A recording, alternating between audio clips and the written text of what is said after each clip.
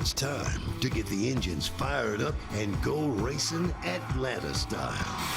Buckle up for the second race of the season. Let's go racing, boys! Will anyone be able to knock Jimmy Johnson off the Atlanta throne? Jimmy Johnson wins. The king of mile-and-a-half tracks, the most all-time of any driver. It's the Folds of Honor Quiktrip 500 right now on Fox. Perfect day for racing in Atlanta. Temperatures in the high 60s. A few high clouds. Maybe a little overcast later. It's the Folds of Honor Quiktrip 500 on Fox. Let's have a look at the starting lineup. Kevin Harvick will start from the pole. The first of his 35 wins came here in 01. And Ryan Newman, 7 poles here. It's his 11th front row start. I like Ricky Stenhouse today. Jeff talked about dirt racers. He's one of those guys that could be really good on this track today. Well, I like row 3. Brad Keselowski showed a lot of speed. Both of these Penske cars have a lot of short run speed. I like this Kyle Larson kid. Another reason why. I guarantee he'll lead this race. He'll be right up next to that wall, scuffing that wall. That kid could pull it off. Denny Hamlin, Martin Truex, they will share the 5th row. And in row 6, we got Dale Earnhardt Jr. He finished second in this race a year ago. Look for this to be a real confidence builder. And Chase Elliott coming off the great run at Daytona. There's your 1-2 finish, or your 2-1 finish in the Daytona 500. Ryan Blaney second. Kurt Busch, the 500 winner. Trevor Bayne, top 10 last week. And Matt Kenseth, one of 5 active tracks he's not yet won on. Paul Menard had a top 5 at Daytona, along with 5-time Atlanta winner Jimmy Johnson. Why don't we dial up Jimmy Johnson? Hey, Jimmy, this is Jeff Gordon up in the Fox Sports booth. Buddy, you got a copy? Yeah, that got a lot clear. Man, we talk about this track being a real driver's track. You know, drivers like yourself, the best in the business, excel here. What is it that you do that allows you to excel here?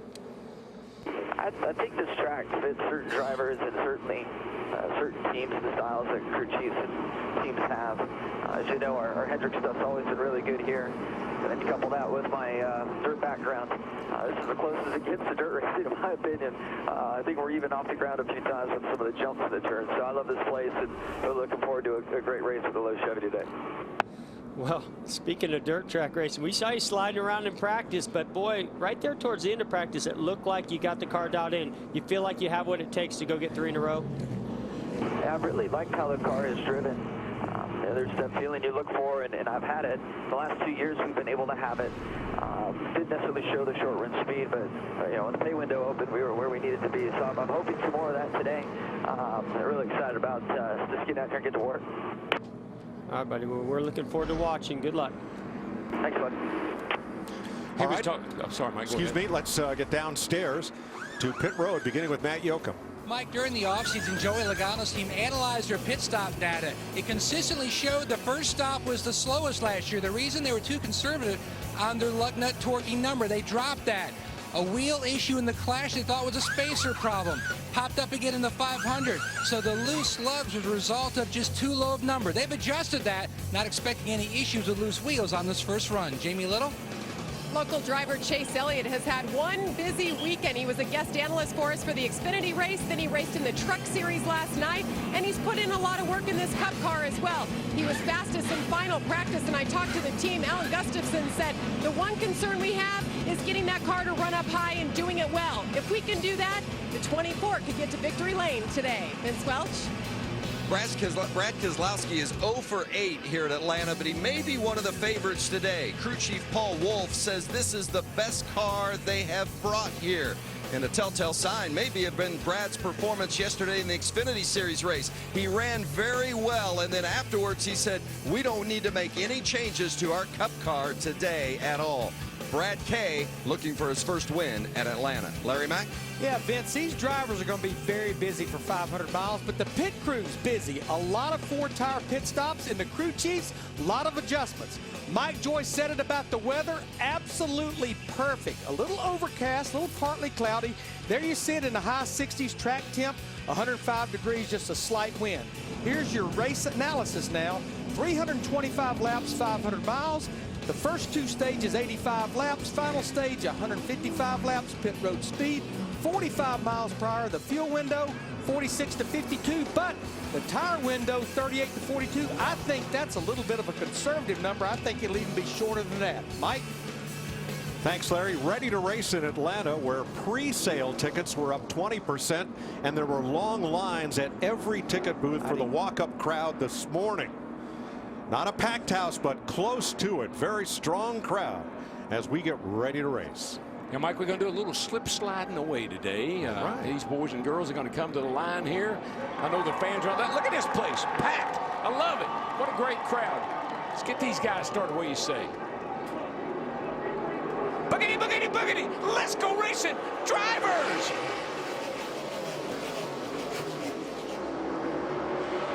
Already 3 wide going into turn 1. You're going to see a lot of wheel spin on those restarts, especially that outside lane here today.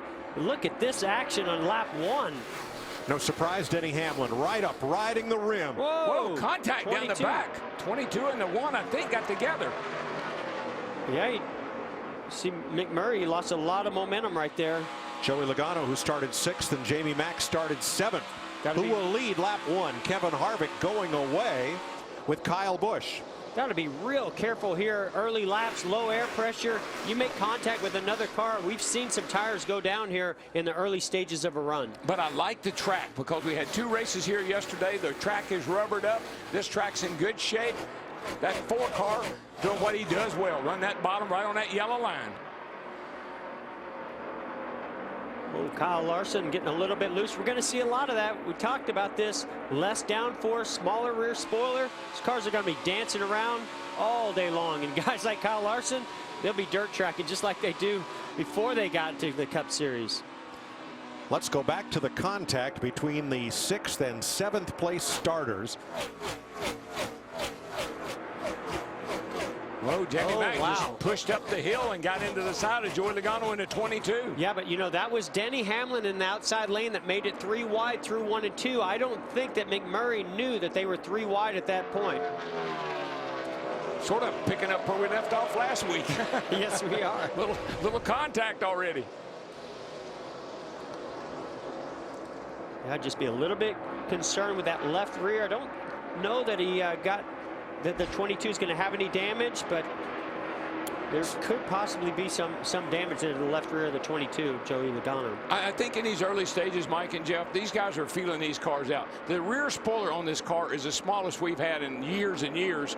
The downforce on the back of the cars, not as much as we've had in the past. Kind of got to get a feel for these things. What are they going to do when we're around other cars? So you can see a little bit of damage to the left rear fender well just in front of the left rear tire, but I don't see any tire rub, so we might be okay. Rub the letters off of it. Wheel to wheel's okay. It's when that splitter, that right front fender gets into the left rear. That's what cuts a tire. Now this is what you're going to see all day long here, folks, is being able to paint that yellow line. If you can get your left side tires down on the yellow line, especially through 3 and 4, is a lot of speed to be gained. And then what I always wait for, Mike, it always happens. Somebody back in the field will start to run that high line. They'll get up next to that wall, and the first thing you know, here they come. And when they get to the front, everybody says, how did he pass me? He went high. Here's a pass for 2nd place. Ryan Newman going to the outside of the 18 of Kyle Busch. Now, talking about the outside lane, DW, here's what I'd be concerned with. There's more rubber on the inside lane, less on the outside. So a little bit more grip up top right now, and you can find some early speed. But, boy, you're going to use your tires up a lot more. We know how important tire wear is here. Now, Ryan Newman started outside pole, but yesterday in both races, we saw the outside lane having difficulty on starts and restarts to get going. So he did not get the jump on the opening green that race leader Kevin Harvick did. But it's good to see Newman up there. I mean, this team has struggled. Newman hadn't won since Indy in 2013, and I don't think Childress has won since Harvick left there. So good to see this car running up front today. But Mike, yeah, absolutely. Mike, DW, I think those restarts, that outside lane is going to play a big factor in this race today. Well, already drivers are talking about running the high groove. Here's Dale Earnhardt Jr. Definitely people making up time on the high side through 1 and 2 only. Yeah, I just don't want to work the tires that hard up here. It's in first, you know. Boy, nobody knows more about running that high line and what it does to the tires early in a run or early in this race than Dale Earnhardt Jr. Well, we heard them talking yesterday in practice, Jeff, that you run high in 1 and 2 and low in 3 and 4, and that's kind of what I'm seeing. Cars are migrating up to the top in 1 and 2, but still hanging the bottom in 3 and 4. Now, Joey Logano runs in 8th, but there might have been some contact with somebody that's damaged the nose of that car, Matt. Mike, they're monitoring the cosmetic damage to the 22, but so far okay. Todd Gordon told me that at the beginning of final practice, Joey Logano wanted to go to the high side early. He said, no, we need to be disciplined. I want you to run every lap on the bottom. When we have 2 laps to go, I'll tell you, then you can go up top. It's going to be much faster in the long run for our consistent car if we can make it work on the bottom. Don't try to go to the high side for that instant grip. One thing I worry about the 22, we see Martin Truex Jr. here trying to get by Kyle Busch. That's for 4th place. But that 22, Mike, we've heard a lot of people complain about front downforce. He lost a lot with that fender being caved in. Yeah, and then somebody forgot to tell Denny Hamlin not to go to the high side in 1 and 2. I mean, I think that really surprised the 22 of Joey Logano as 11 goes high and makes that outside move, and they just ran out of racing room on the first corner. Kurt Busch has been working the high side. He started 13th. He is currently 10th. 270 water, no grip here in front here. It's okay, track bar down 0.3. This felt like roller skates again. Hey more, buddy. Doing good here. I don't want to hear any complaining out of these guys, and I'll tell you why, because this is what they said they wanted. They want cars that are in it. They want this race to be in the driver's hands. They want the cars to be hard to drive. They like this worn out surface, so you got what you got. Sounds to me like Kurt Busch is wanting some track position. he wants some help. When Kevin Harvick comes around, it'll be 12 laps complete. On lap 13, fans will be holding up a folded flag. The significance of the number 13 goes to the folds on the flag. DW, look at this. Yes, sir. Ricky Stenhouse Jr., you called it earlier that he looked like he might have a car that could run up front. He's in 2nd place. I just feel good about what the Roush Fenway guys have been able to put together. They were great at Daytona. Didn't get the results, but they look good here. They qualified Will Stenhouse and Bain both, and this is not a big surprise to me. The Folds of Honor, built on the 13 folds of the flag, a folded U.S. flag, is given to family members of the fallen.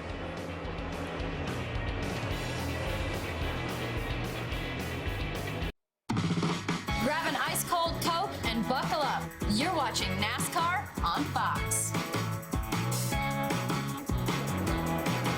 17 laps. Danica Patrick is up 5 positions from where she started the race. So is her teammate there in the 14, Clint Boyer. Eric Jones and Cody Ware have gained 6. David Reagan, who brushed the wall in qualifying, plus 10, and Cole Witt has gained 11 spots from where he started. You saw right there, Danica Patrick just couldn't quite keep it on the bottom on the yellow line, and that allowed Boyer to get to the yellow line and make the pass. Here's 9th place, Denny Hamlin and Kurt Busch. Vince?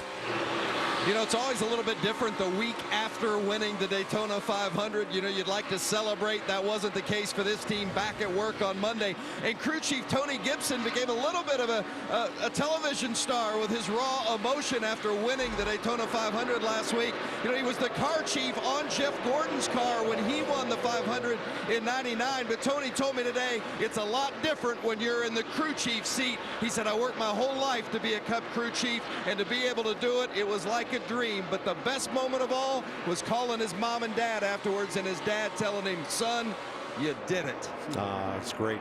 Tony also was the car chief when Alan Kulwicki won the Cup championship here in the last race of 1992. That victory circle with Kurt and Tony both, it was heart-wrenching, I'm telling you. Tony's been around this sport a long time, loves races, worked extremely hard. He was a car chief for me in 1999, the 24 car. Great story, great to see. Those guys were at DEI. They all came from DEI. That team is stuck together. Tony has kept them all together. You know, watching Joey Logano on that 22 car and looking at his lap times, it's not hurt the performance. But one thing I questioned, and I talked at the top of the show about a lot of pit stops, is that going to hinder getting that right front tire off under a stop? Kyle Busch right behind him has fallen from 3rd to 7th.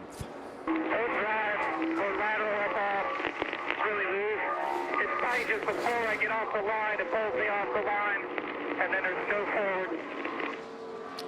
Yeah, so basically he's fighting both side bite and forward bite. That is not a good sign here at Atlanta. So, I mean, they might be able to make some adjustments, air pressure and some other wedge adjustments and things that might help them out there. But you can't judge what happens off this first run. This track changes tremendously as rubber gets laid down. Well, if you're a fan of long green flag runs, you've come to the right place. Last year, the first 210 laps of this race were run without a caution flag. And Mike, I think there's a good reason why. Like I said earlier, these guys are sorting these things out. They got to kind of figure out what they got. This is a totally different package than they raced here last year. So aero-wise, it's different. They know they got to manage the tires, and we know we got a stage coming. So there's a lot of things that they're dealing with today that maybe will cause them to kind of do what they're doing. Looks like Martin Truex Jr. slowed up a bunch, but actually he was just checking up a little bit early and letting that other car go by him. Now, Keselowski went by him. In the upper left of your screen is the distance of stage 1. 62 laps to go. The first 2 stages are each 85 laps. Most everybody I talked to, and I don't know about you, Jeff, but they talked about doing it in half. Do about 40 to 42 laps and then try to make it 40 to 42 laps to the end. But this is what I love about stages, Mike and DW, is that you're going to get the best of both worlds. You're going to see some long green flag runs, probably some green flag stops, but then we're going to get the caution and we're going to slow things down in the stage, reward points, and put 4 fresh tires on. Jamie? Ricky Stenhouse Jr. hanging there in 2nd position. I talked to him right before he got in the car, and he just had a big smile on his face. It was like Ricky of old. He said he loves this place. It suits his driving style. He loves being that wrecking loose feeling every lap. He said he just loves it. And his new crew chief, Brian Patty, they're really linking together well. They have great chemistry. This weekend, they've barely made any changes to this race car. It's been that good. Short and long speed, as we're seeing here in the 17. So, Jeff, how does racing at 100 miles an hour on a half-mile dirt track, which Stenhouse has done a lot of, how does that help you go 190 miles an hour on a worn-out asphalt track? And we heard it out of Kyle Busch. It's all about car control and getting that forward bite. How do you manage the wheel spin? As you go to the corner, the back wants to step out, as we just saw right there with Matt Kenseth off of turn 4. You've got to try to keep the car to go straight, but at these speeds, it is so tough. It takes the most talent out of the driver and skill to be able to do what they're doing. Mike, as this race unfolds, I always look at the crew chief. A lot of these guys have got a plan A, but they don't have a plan B. Brian Patty, that 17 cars crew chief, he's a gambler.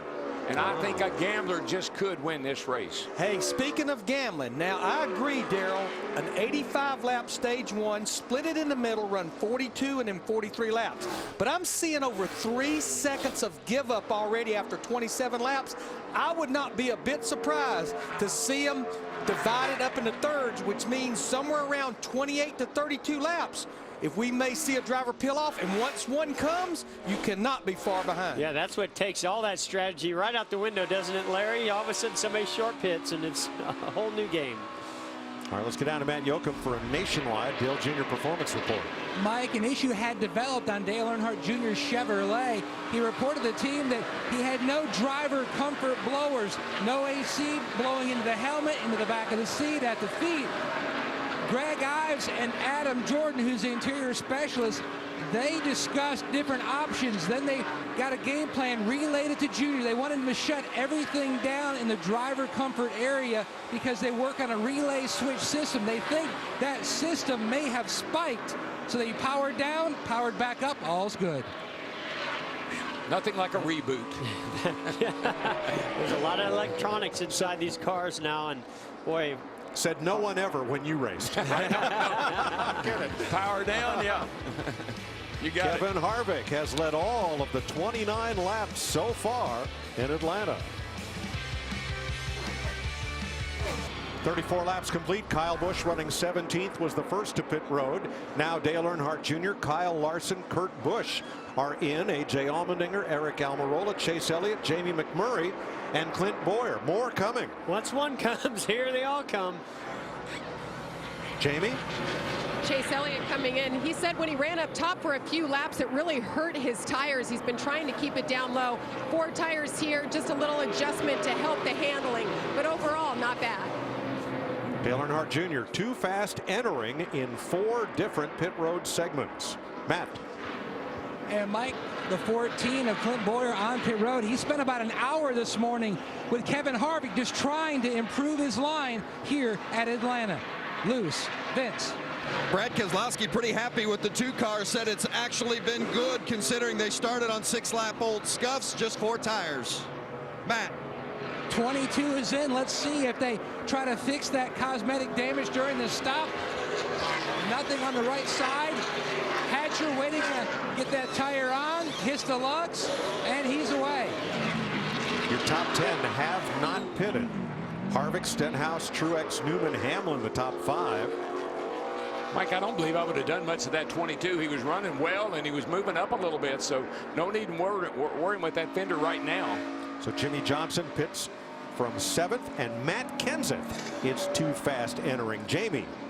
Well, we haven't seen the raw speed from the 48 this weekend, but Jimmy told me he wasn't concerned. That's what he expects when he comes here anymore. They have that good long run speed, but starting off in this run, just too loose, surprisingly loose. So you saw the wrench in the back windshield there. They're going to tighten him up just a bit for the 48. Harvick and Stenhouse and Truex are on pit road. Jamie? Ricky Stenhouse Jr. car's been good. He was just getting a little bit loose, and then it would get tight on him. Finished top 10 here a year ago. Plans on doing that again. Has a great car, Matt. Kevin Harvick's team is in. They're already over on the left side. Chassis adjustments to try to tighten up his number 4. He adjusted with the track bar adjuster inside the car. Still needed to work some looseness out. Reed Sorensen, the Atlanta native, comes to pit lane. That car was black when it showed up here Friday. Now it's bright yellow. Got a brand new sponsor. Repainted it overnight. Vince. Here comes Denny Hamlin. Said other than it being a little bit tight through the center, he's been pretty pleased with it. It's going to be a 4-tire change, air pressure adjustment. Solid start for the 11 of Denny Hamlin. Eric Jones is in. Matt Kenseth serves his penalty. Derek Cope running his first Cup race in only his 2nd race in this decade. He's in the 55. He's in. And here comes Ryan Newman. He'll surrender the lead after 2 laps out in front in his Chevrolet. Mike, after that pit stop, I watched the 4 and the 17 lead pit road. The distance between them was about the same when they came in until Harvick hit the end of pit road. He took off. The 17 just didn't keep up, and he lost a bunch of time getting up to speed. Stenhouse in the 17. David Reagan also in. Matt.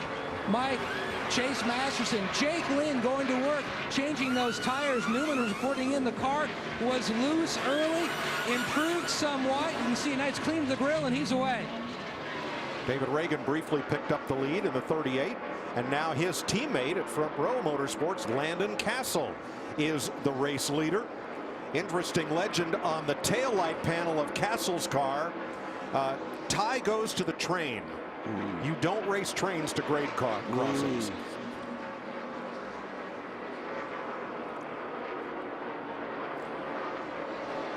As Castle makes his stop, we'll cycle back to Kevin Harvick as the race leader. Let's watch Harvick as he came to pit road. Really aggressive entering, and I watched he in the 17, as I said, as they left pit road.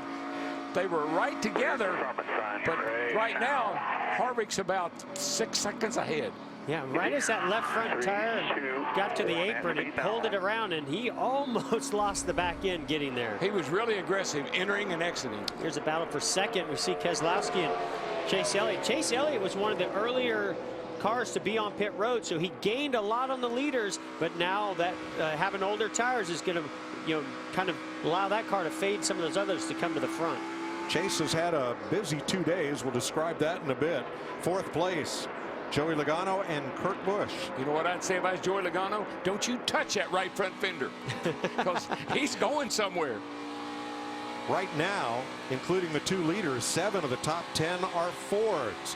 2 Chevys and Martin Truex's Toyota make up the top 10 after 1 round of green flag stops. And Kurt Busch is another one of those cars that came pretty early, made some big gains. Now he's got to see how good his car is going to be on the long run.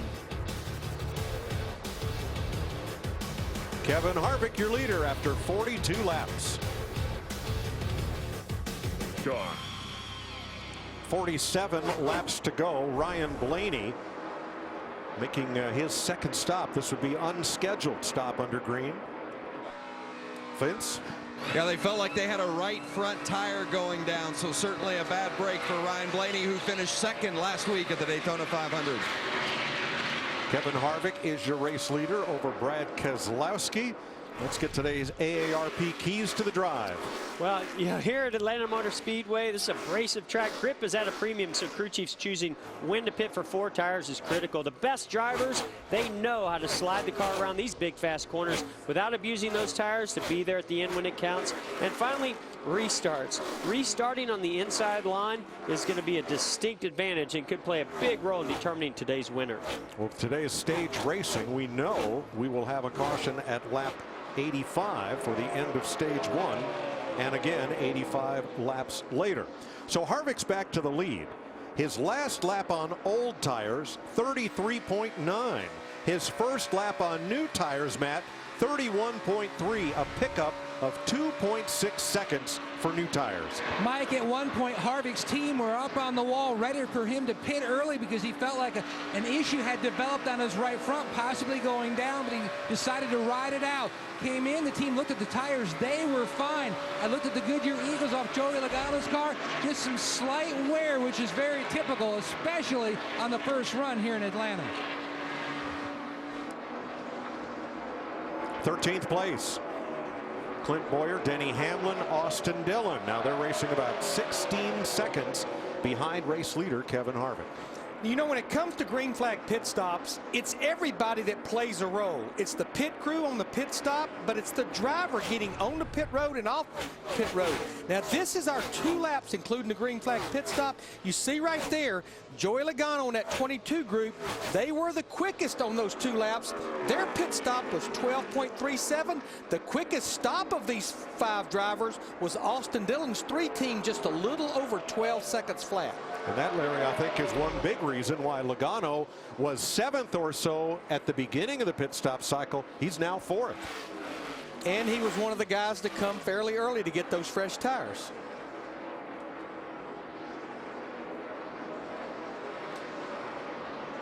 Kevin Harvick has led 49 now of 52 laps. He's got a 1.4 second lead. There's Brad Keselowski in second.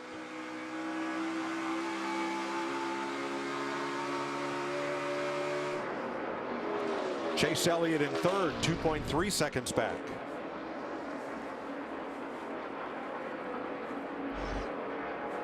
We mentioned Logano, the 22 is 4th, 3.6 off of the lead.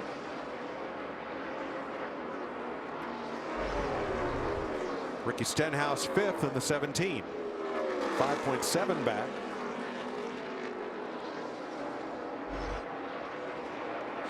And a lap car and Kurt Busch. Busch is in 6th place, about 7 seconds back of the leader. Then Martin Truex, who's roughly 9 seconds down to the lead. We'll see Kyle Larson 12 seconds back in 8th place in his Chip Ganassi Chevrolet. And then Ryan Newman. Newman was 4th before the pit stop cycle. He is now 9th. Some of that may be that he pitted 2 laps after race leader Kevin Harvick went longer on those worn, slower tires. And that should come back to benefit him once we go to the end of this stage. One thing these guys have kind of caught a break today, it's a little overcast, so the sun's not beaming down into turn 1 down here in their eyes like we saw in practice.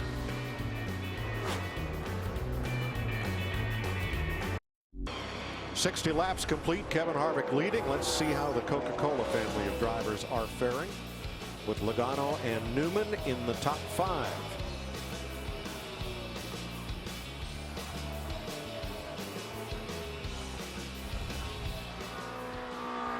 Daniel Suarez, Eric Jones, a rookie in 17th. Suarez in 24th right now.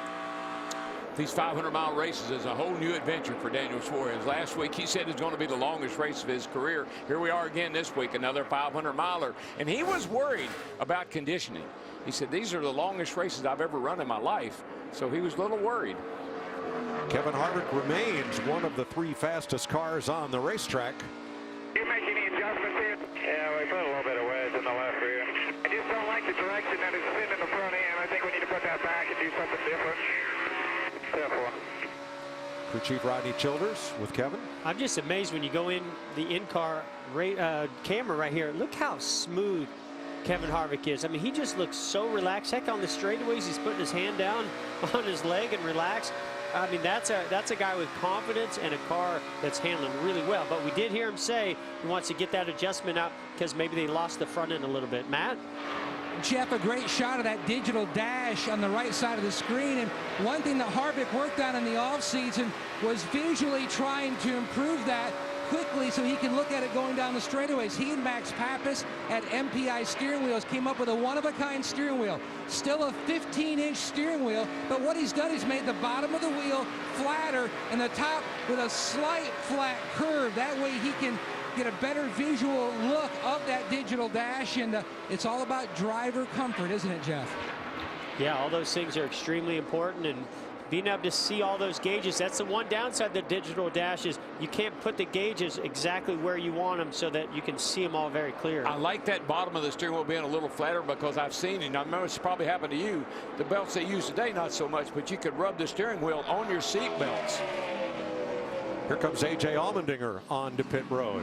Yeah, this may be the group that's breaking it into thirds. Now remember, the first driver to pit earlier was Kyle Busch in the 18, but when I look at the guys that pitted late like Harvick, Truex, Stenhouse, Hamlin, Eric Jones, and Newman, they're probably going to try to make it to the end of this stage without stopping.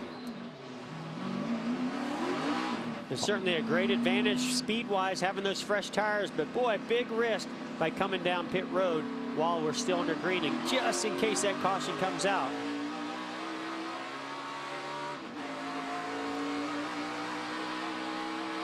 Great view out the front, Allmendinger's car, and out the back. Now let's stay on board here and see the difference between new tires versus old tires. Right here is where you'll see it when he gets to the corner. Watch him catch how fast he's going to catch the 22 of Logano. That's what new tires do for you here at Atlanta. Huge difference in speed. Poor Mr. Feelgoods makes you feel like Superman.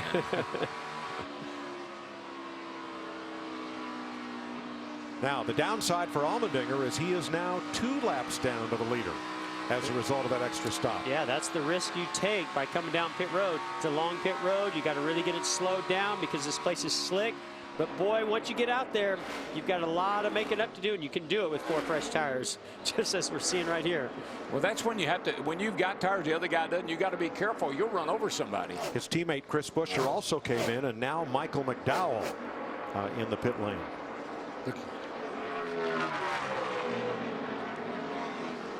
Winding down stage number 1, which ends at 85 laps. So we'll go side by side with Kevin Harvick leading Brad Keselowski by 2.5 seconds. Get the ball inside early. We're just moments away from adding a new chapter to college basketball's most storied rivalry.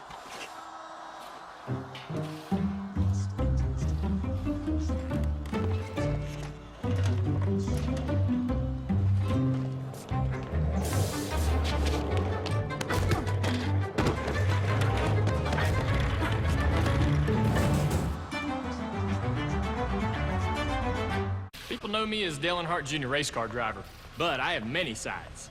At my office, they call me Boss Man. I scout the talent, close the deals, do it all with a firm handshake. Gentlemen, to others, I'm Water Cooler Dale. Have y'all seen the pictures of Janet's baby? Oh, yeah. So cute. It's so cute. Oh, man. Yes, the dimples. Unreal. For protecting your small business and more, Nationwide is on your side.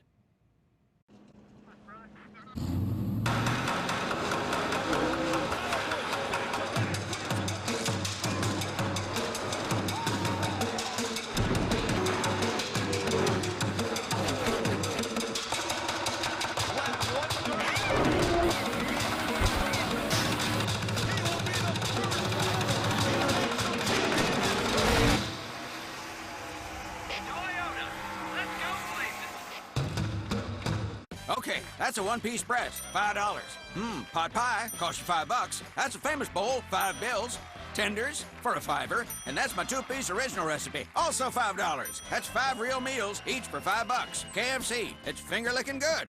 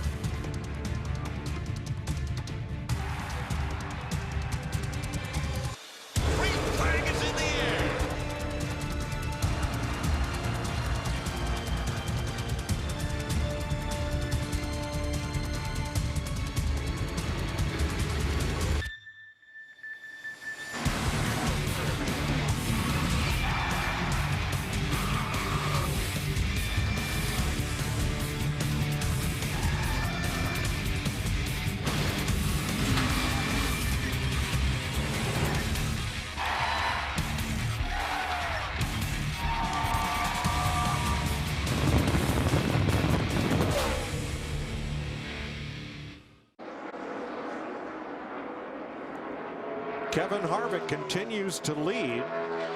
12 laps now from the end of stage number 1. You saw Dale Earnhardt Jr. pit with a flat tire. Ryan Blaney come in again. Ty Dillon make a stop. A lot of different strategies in play to get through this first stage. Now you see some shredding there on the right rear tire of Dale Earnhardt Jr. after it had gone flat. Wow, Ryan Blaney with new tires just flying right through that group of cars. One thing I like about Harvick, nobody can run where he runs. He's kind of in a lane all of his own. Left wheel's just down below the yellow line on both ends of the racetrack. Real low. Yeah, DW, the only thing that's caught him out in the past is short runs. I mean, yes, last year, a short pit by the 48 team got them in front of this 4 car. Then they had some brake issues, but in the past, he's dominated like this. But when it comes down to a short run and he's glued to the bottom, some of those other cars with options and a car that can move to the middle or to the high line seems to take advantage of him late in the race. So this thing's anything but over. Oh, yeah. So, Larry, right now, we're at a point where every one of these top 10 cars have now run at least as many laps on their second set of tires as they did on their first. Yeah, and they all were within their fuel window, Mike, and I just feel like that you've went this deep into the stage. The plan is to run it to the end and then get 4 tires when we get to the end of the stage 1. And wouldn't you think, Larry, as well, is they expected more tire wear, more fall off that first time out. Those were scuffed tires from qualifying, and the track's more abrasive because it's a little cleaner. Now it has rubber laid down. They probably thought that this set of tires would last them to the end and be a little bit better. Yeah, the give up is not quite as significant this run as it was that first run. Yeah, and I think when other teams start to pit early on, you don't want to get caught out. So I think that had a little bit of it to do with the strategy as well. So Brad Keselowski second, 4.6 back. Chase Elliott closing in on the second place car. Jamie? And he's running third. And Jeff, going back to what you were saying about the different lines, Chase all weekend long was talking about running that bottom line, running just like Kevin Harvick. But his crew chief, Alan Gustafson, isn't sold. He ran here with you, Jeff, and he won a lot of races. So he said running the top, he thinks, is the best way around. But that 24, the balance is better down low. And by the way, the 24 has had a little brake shake. Well, it's interesting because we heard Kevin Harvick in practice talk about a little bit of a brake shake. And you know what? Don't forget, Chase Elliott was sort of like teammates with Kevin Harvick at Junior Motorsports when Kevin would come and drive for Junior Motorsports. And he was a student of one of the best around this track. He told me that he studied and he spoke to Kevin Harvick to learn his technique and what he does to make that bottom work so well. So he is committed to it, and he's doing a darn good job of it right now as well. And he may just pass that orange number 2 for second place here, Vince. Well, Brad Keselowski's spotter, Joey Meyer, just came on the radio and he said where Harvick lifts going into 1 and where the rest of the field lifts going into 1, it's monumental. And that's where he's beating everyone, including the 2 right now. I think it's just one of those classic get off of it early, but get back in it hard and heavy when you come up off the corner. Watch out. Full throttle right there, upper right. See there? I mean, he's just past the start-finish line. Wow. He's really not using any brake.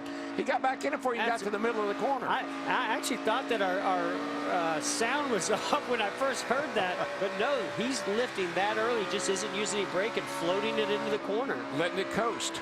Coast in. Aside from the drivers who just took tires, he's the fastest car on the racetrack. Well, don't forget, though, he was one of the last cars to come onto pit road, so he does have a little bit fresher rubber than some of those around him. I just thought it was amazing how sensitive he is to that car, though. They put a half a round of wedge in that car, and he recognized that right away. Did you do something to my car? He just does whatever it takes to get to the yellow line and stay there, and he keeps the left front and left rear on that yellow line longer around the corner than anybody else and drives off the corner straight. 9th place battle here. Hamlin on the inside of Kurt Busch. Vince? A couple of issues for Denny Hamlin in that 11 early on. After that first run, the crew told him, you've got to take better care of the tires. The left rear was cording way too badly for what we need.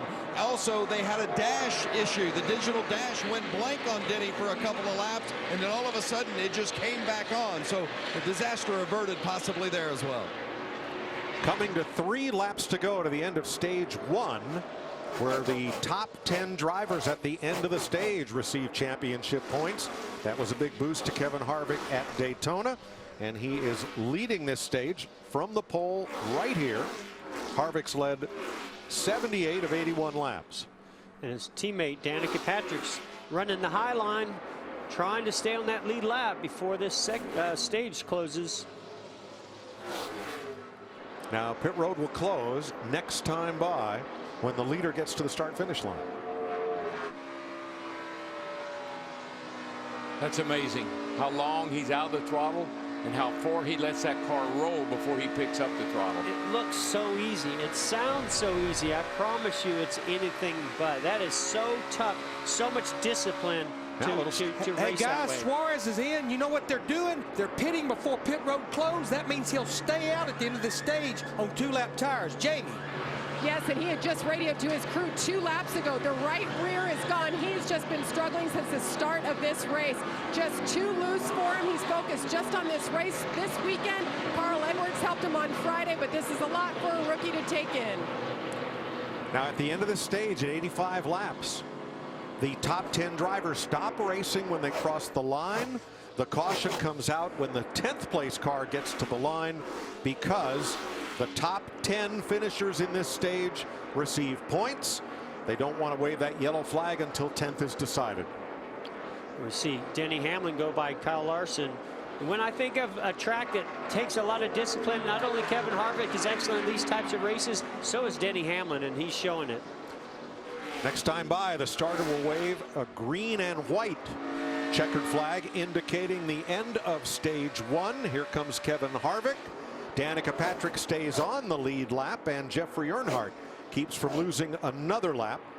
10th place car is Jimmy Johnson. When he crosses the line, we will see the yellow flag. And that will end stage number 1. The pace car will pick everybody up under caution, and then you have the option of pitting. And there's Jimmy Johnson. Yellow flag is out. Kevin Harvick is the stage 1 winner in the Folds of Honor Quiktrip 500.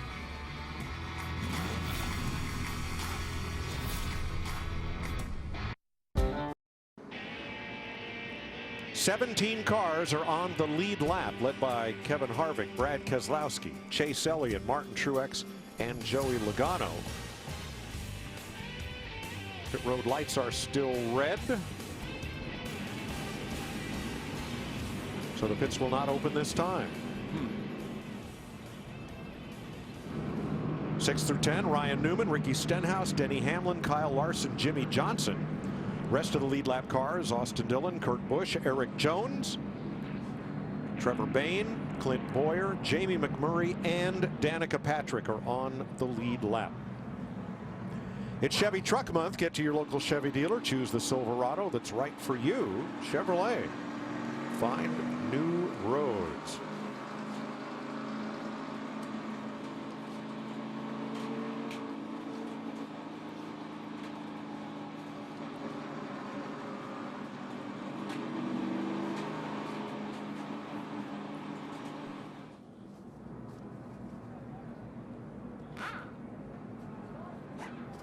Stage one in the books in which most drivers and all lead lap drivers stopped only once, as early as lap 34 and as late as lap 39 in the first stage.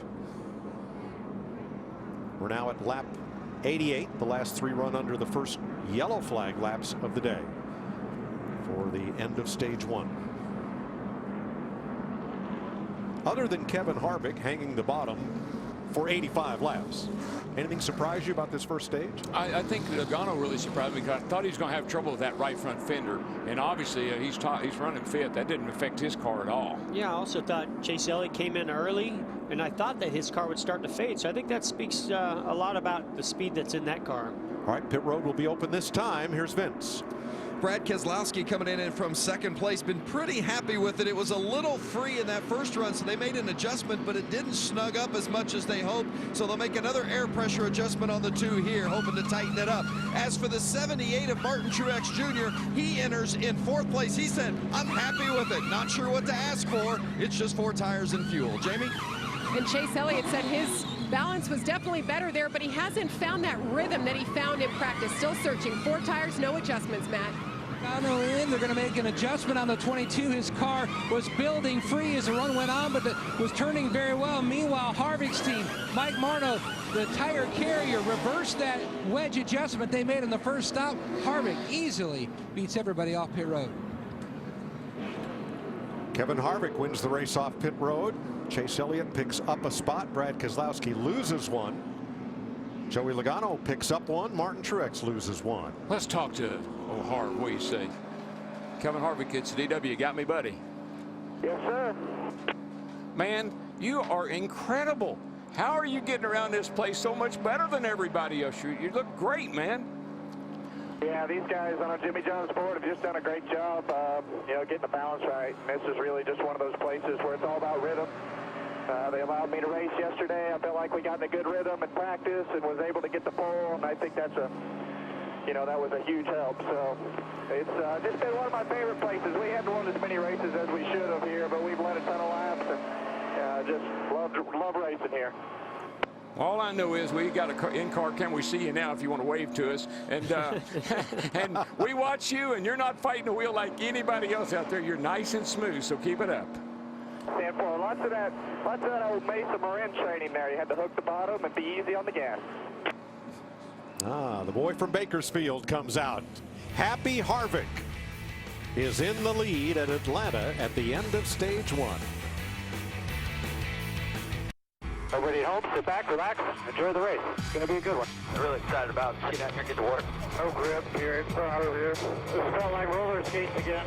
Yeah, I just don't want to work the tires that hard up here. Might have a right front going down here, coming apart. Tires look really, really good. That was 36 laps on them, plus you're qualified. Uneventful but caution-free stage number one. Kevin Harvick led all but 3 laps. Here's your Ford Performance Track facts. Ford won 7 of the first 13 races at Atlanta, which opened in 1960. Awesome Bill from Dawsonville had the Atlanta sweep when this track had 2 races back in 1985 and 1992. We ran the All-Star race here once. Guys, when it's going good for you, it's going good everywhere. I want you to watch this pit stop of Kevin Harvick and Rodney Childress' crew. I mean, you're going to see the 2 right side tires come off together, go on together, and then watch the left side. You're going to see them come off at the same time. You're going to see them go back on at the same time. Flawless, 11.77. Everything is working for that 4 car. And he has the #1 pit stall to just shoot right out. That's bad news for the competition if that continues. A double whammy for him. Great pit stop and got that #1 pit stall. Now here's where we're going to find out about the outside lane versus inside lane on these restarts. We've seen a lot of wheel spin. Hard to anticipate that start if you're in that outside lane, but really easy to spin the tires. Casey Kane got the free pass, so 18 cars will restart on the lead lap. And now they approach the Geico restart zone. Pace car is in.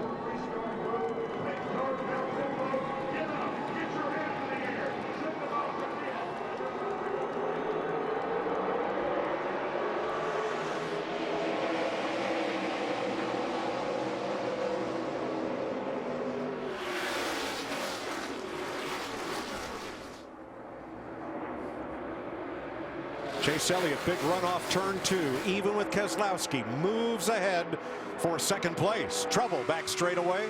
Corey LaJoie against the wall. Flat right front tire, I believe. We stay green. Tell you, Chase did a pretty nice job on that restart. Lost a little bit of ground, but man, that outside's working for him. And look at Harvick. Look at Harvick. Where's he going? What happened? What are you doing? Oh, wow. I thought something happened to him. I thought maybe he had an issue. Maybe he overdrove the corner once. Testing the top, maybe? He might be looking around. LaJoie makes it to pit road, but watch Kevin Harvick down in turn 1. Whoa, just... I mean, he went there. He went up there. That was intentional. And here's what I think. I think this is Kevin Harvick planning for the future in this race. He knows if he can't figure out how to run that high line, there's a good chance he might get beat on a late restart. I think that who's behind him had a lot to do with it too. You take Brad Keselowski. Kevin Harvick does not want Brad Keselowski to go to school on him. 6th place. Joey Logano, Martin Truex. And this is, I spoke about this in our grid lineup. The Penske cars have always had a lot of short run speed. We see Keselowski tracking down Kevin Harvick. We see Joey Logano on the 22 making a move early. They've not had the long run speed and the tire wear as good as some other, or lack of tire wear, as good as some others, and they've paid that price. Today they seem to have a little bit of both. Chase Elliott settles in 3rd place, and already he and his team are talking tires. So your splitter and Kevin's look pretty much identical. And then just let you know, right front, left rear tires are what are wearing out. Right front, left rear, simple. That's just really good information. You know, this splitter and its contact to the racetrack, especially on new tires and lower air pressure, is critical, and they'll keep communicating that. But what I like is that information about what the tires are doing. That has a lot to do with the driver, how they run that yellow line, how they run multiple different lanes. Each lane you run can use those tires a little bit different. And you know something else? I think if you think about Stuart Haas switching over to Fords, and I think that's going to help all the Fords because they bring a lot of information. They bring a lot of technology. I think that's going to help the 2 and the 22 as we go along in the race and as we go into the season. Back to that restart. Have you discounted the possibility that maybe Kevin Harvick was just messing with Brad Keselowski in his mirror? No, look, I think that Kevin would like for Brad to say, well, he went high that time. Boy, that's a different different way he's been running the corner. So yeah, I think it had to do with who was behind him. I really think his only weakness, his only chink in the armor is that he can't get up off the bottom on these restarts and on these long runs. And so I think he was just filling it out. It's a good opportunity for him to do that. Here's his teammate, Kurt Busch, currently 15th. Vince?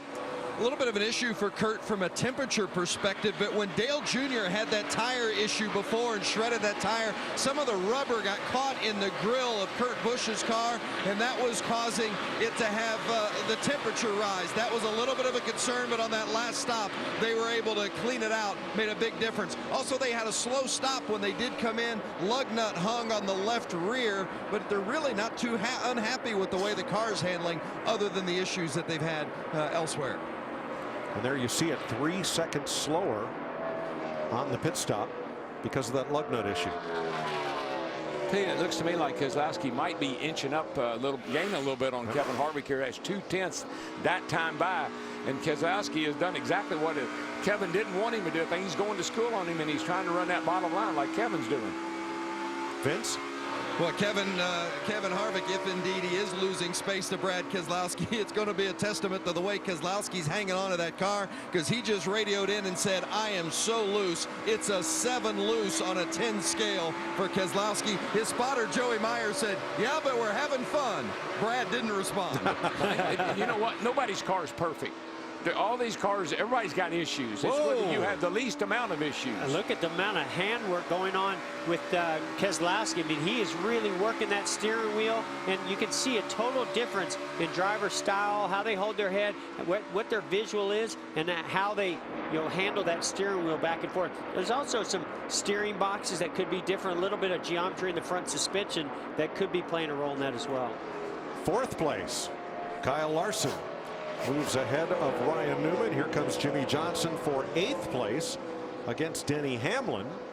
Johnson, if he makes this pass, will have picked up 6 spots after the restart. Now Matt Kenseth has picked up 7 at the back. Kenseth had a 2nd speeding penalty, this one for too fast exiting his pit. You know, on the when last we'll stop. start talking about Jimmy Johnson, about halfway. You certainly can't count him out. 103 laps complete in Atlanta. Kevin Harvick out front.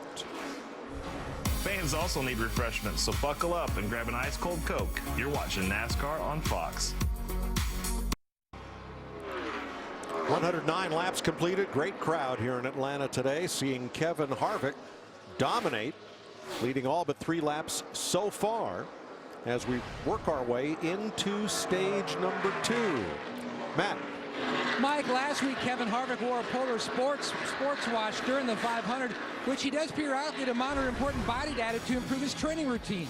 Typically, his heart beats per minute ranges from 160 to 180, but that and calories burned were lowered slightly at Daytona due to a 17-minute red flag and 8 caution. But to put it in perspective, thankfully for Harvick, he could have used any one of his sponsors to replenish the 2,500 calories burned. You could go 5 sandwiches, 7 slices of pizza, 21 bottles of beer, Larry Mack's 4 steaks at Outback, or quite simply 2 bloomin' onions. And I think, Mike, to put it in perspective, that's a normal Friday night at the Sig Ep house while I was in college. Add up those calories? No, don't. Just don't.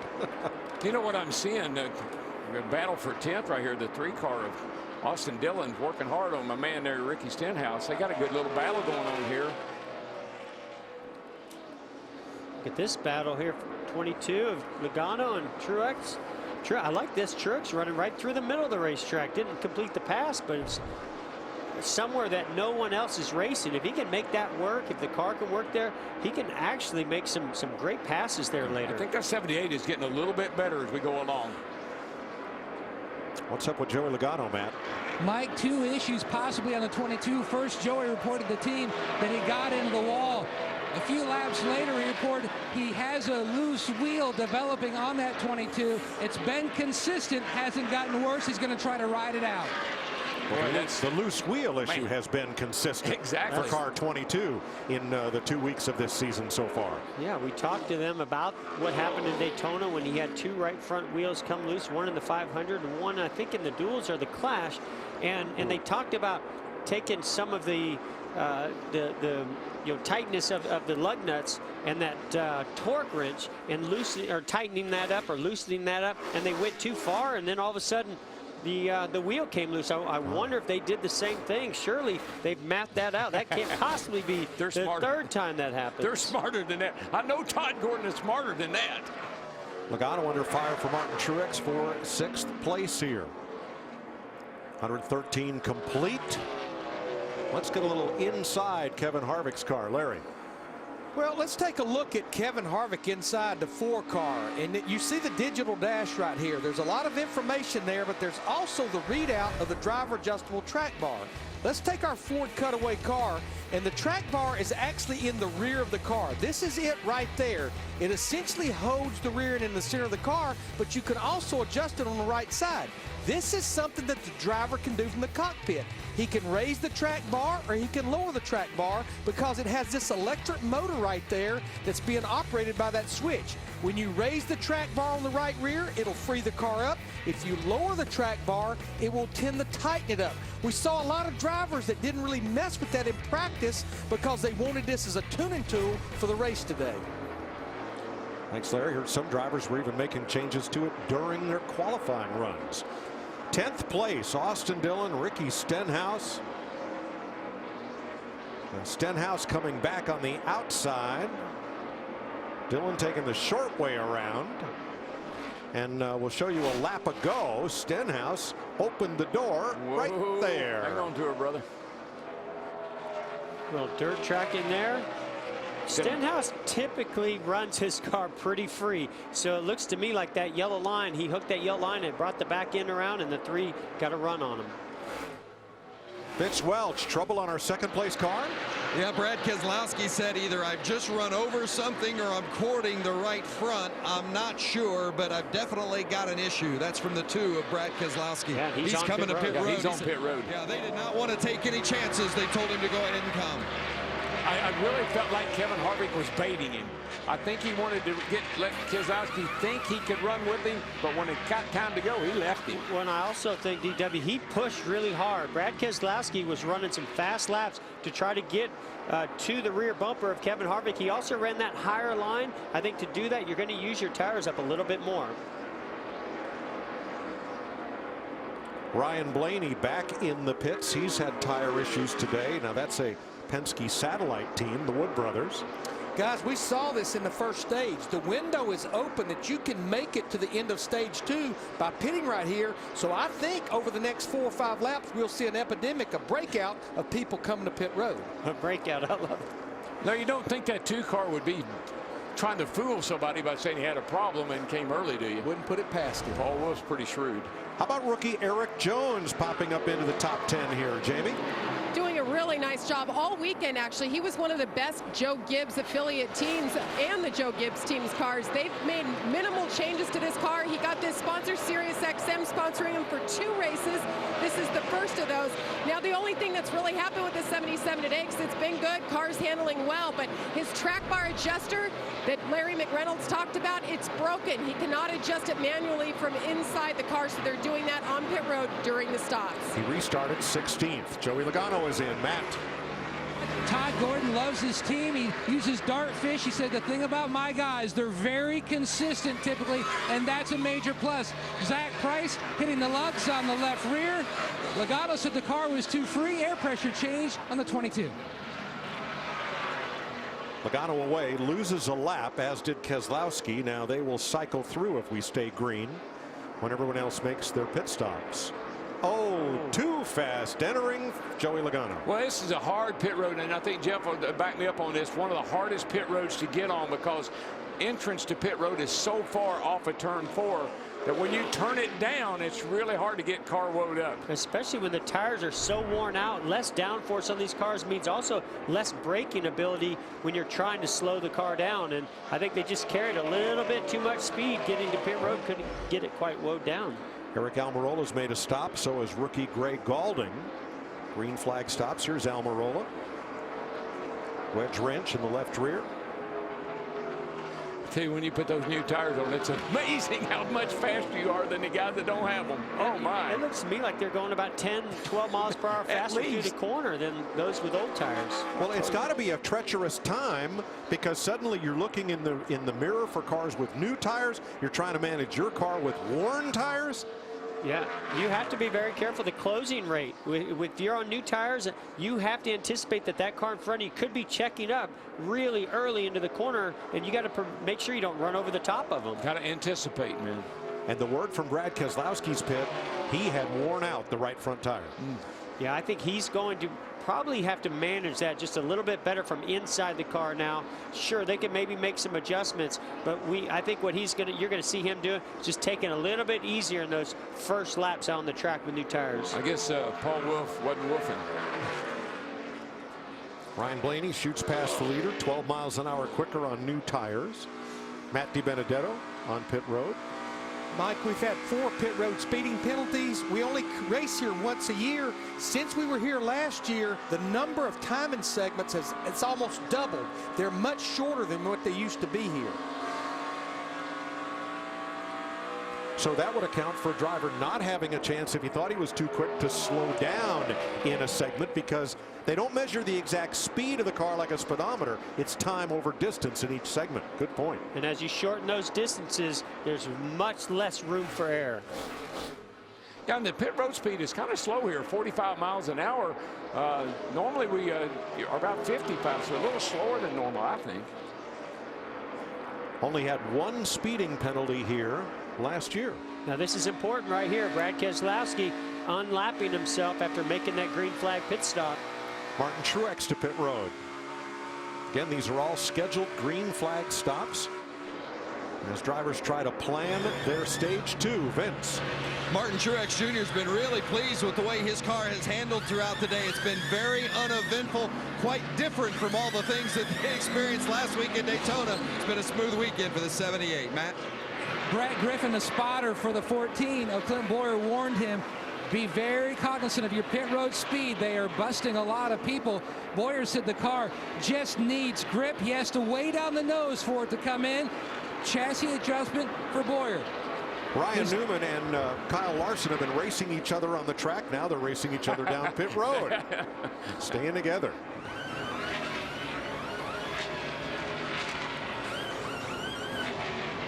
There we go. The 31 is in, already over on the left side. He said the car felt like it was on top of the racetrack. Meanwhile, the 42 of Kyle Larson is in as well. Taking a little bit extra time there on the left side, and he's away. Kevin Harvick is coming in shortly. Ricky Stenhouse, Trevor Bayne, both the Roush Fenway cars on pit road. Here comes Austin Dillon and Denny Hamlin, along with Jamie McMurray and Kurt Busch. I got to believe Harvick's going to be coming in pretty soon himself. Here he comes. He was losing over a second a lap to those that put new tires on. Vince? Yeah, they've just never been able to get the grip on the 41 car. Last week's Daytona 500 winner, Kurt Busch, loose all day long. Harvick crosses the start-finish stripe and heads for his pit box at the end of pit road. Jimmy Johnson, the leader. Harvick's in, Matt. A lot of chemistry on this Harvick crew. They've been together since the last 14 races of last year. Reversing the chassis adjustment here on the 4 of Harvick. Jamie?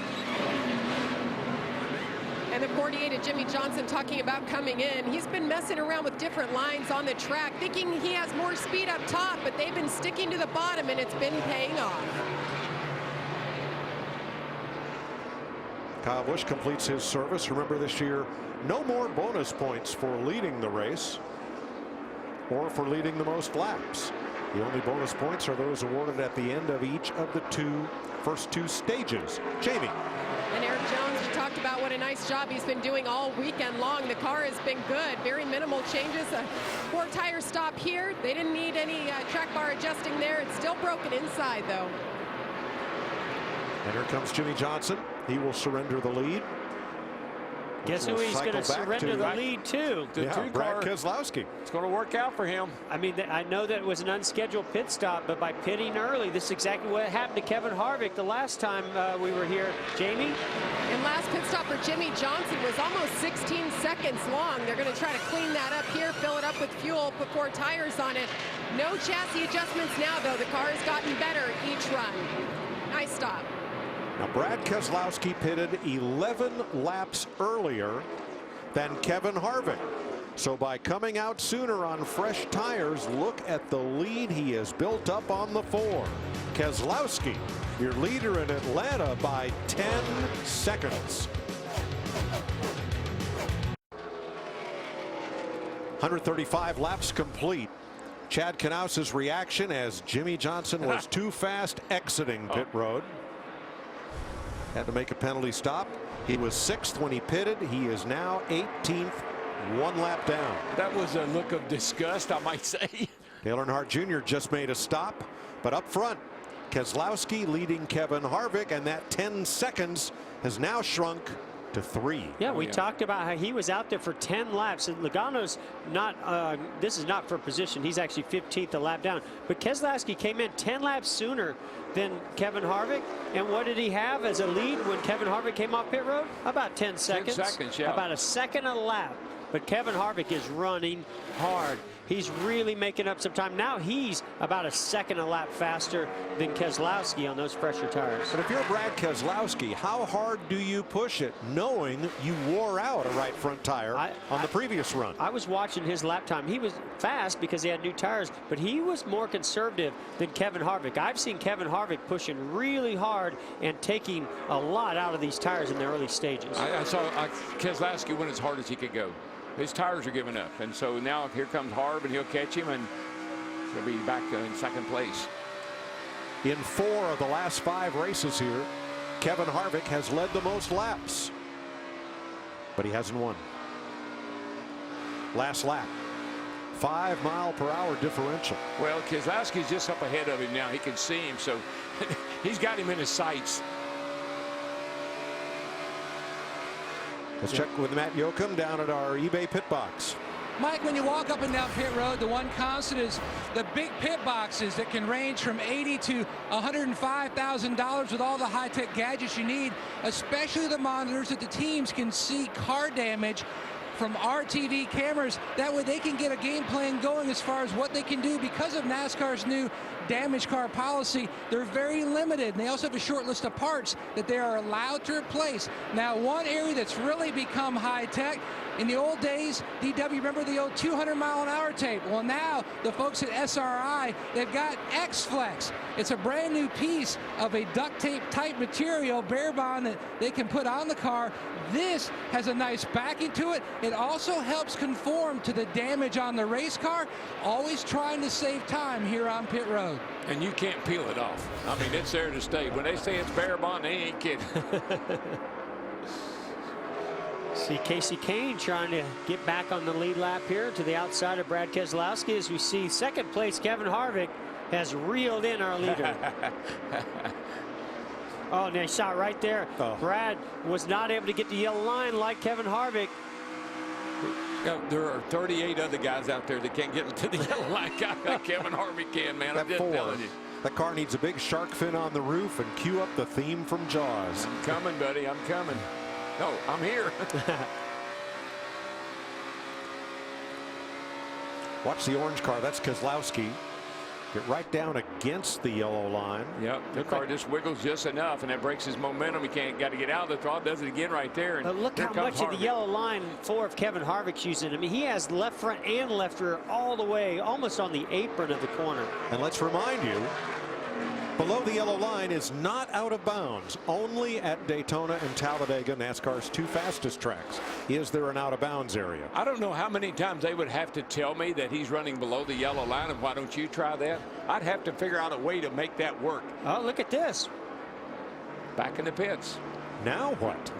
So they're splitting this up into thirds like we heard Vince. Yeah, it's an unscheduled stop for sure for Brad Keselowski. He had not given the team any indication other all of a sudden just saying, I'm coming, and he did indeed. By the way, that right front earlier, he had definitely run over something. And Jeff, you know, that once you get that in your mind, you see people maybe have a tire problem, you know about tire problems, you automatically, every time you don't feel something just right, you think it's a tire problem. But good to hear that that right front tire previously was cut and not worn out from running it too hard. Kevin Harvick, after 144 laps in Atlanta, leads Chase Elliott by 5 seconds.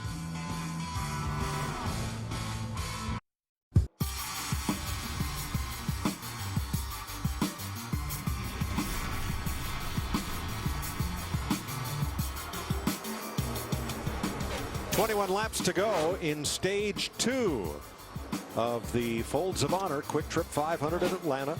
Kevin Harvick has led all of the laps almost, except for pit stops and the exchange. Brad Keselowski picked up the lead, and then Kevin Harvick had an issue getting into turn number 1. See Brad Keselowski getting his lap back. He'd come in, and I think they're short pitting and doing what Larry McReynolds said, where they're now that they had to come in early, they're taking this and making it into 3 chunks. Well, that 4 car looks like it's just a little bit looser in 1 and 2 than it's been earlier today.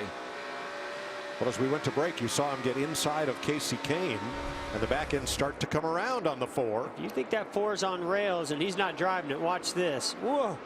That was a pretty big moment. You see the wheels going back and forth that he saw on the wheel. And look how dark the track's getting, too. A lot of rubber down there. Matt, everything okay there? Also throwing the fact that the ambient temperature has really come down and the wind has picked up. Harvick simply told Rodney Childers, the car, as you guys documented and DW noted early on, the car is just simply jumping sideways down in 1 and 2.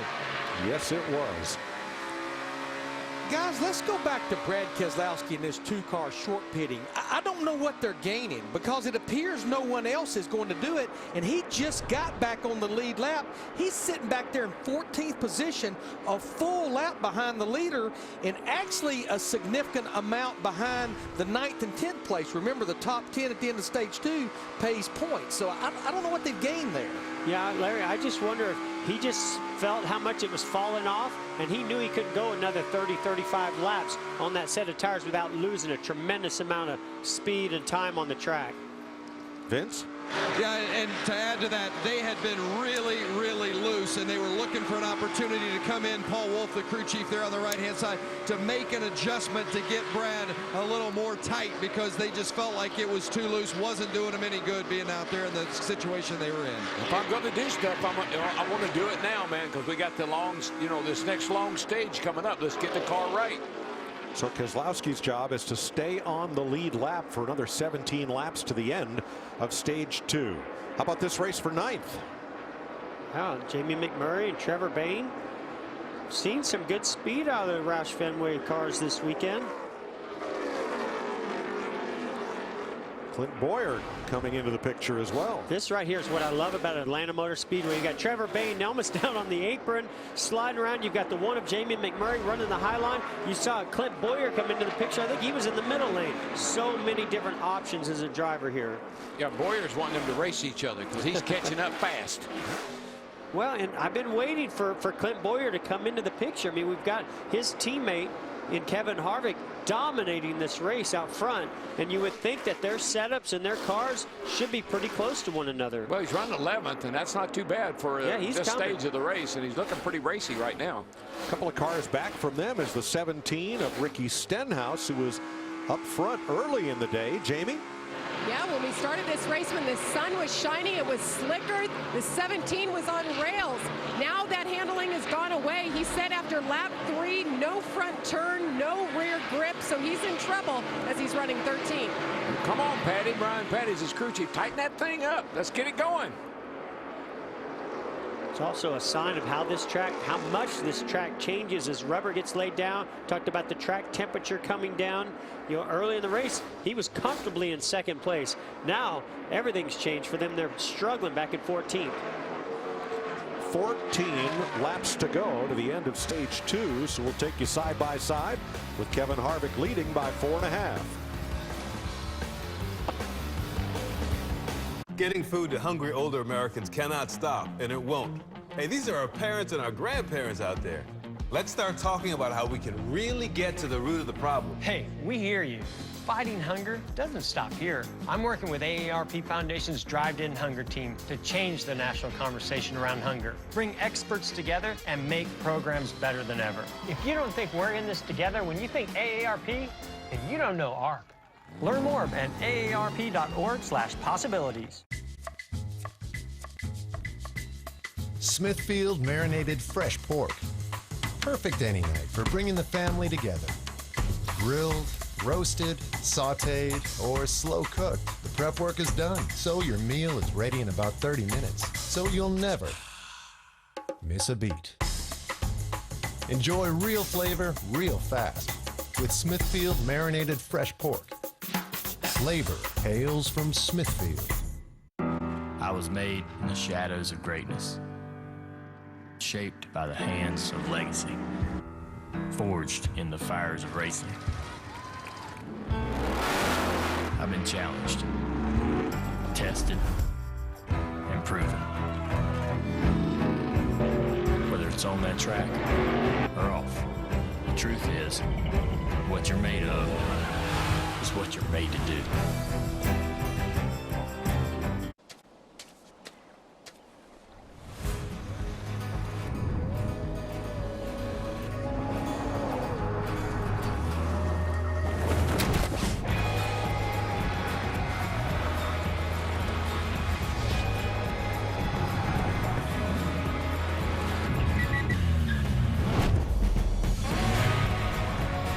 The 2017 RAV4 with Toyota Safety Sense Standard.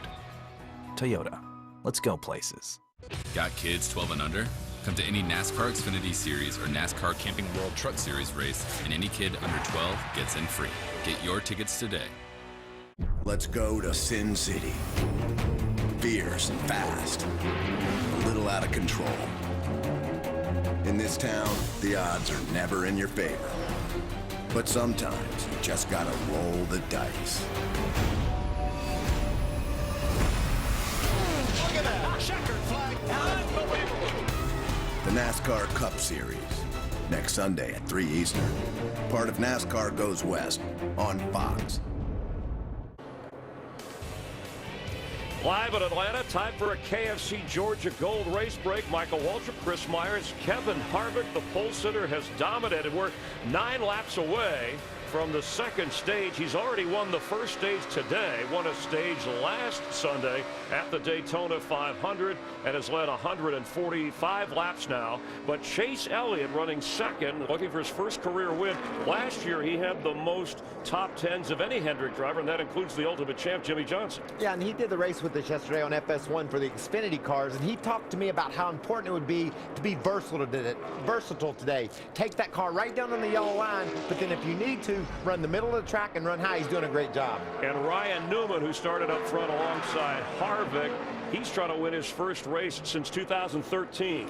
Newman's third, and Austin Dillon's back in 6th place, Chris. This could be a big day for Richard Childress Racing. They haven't won since 2013, and we're seeing a preview of what 2017 is going to look like, and those cars are strong.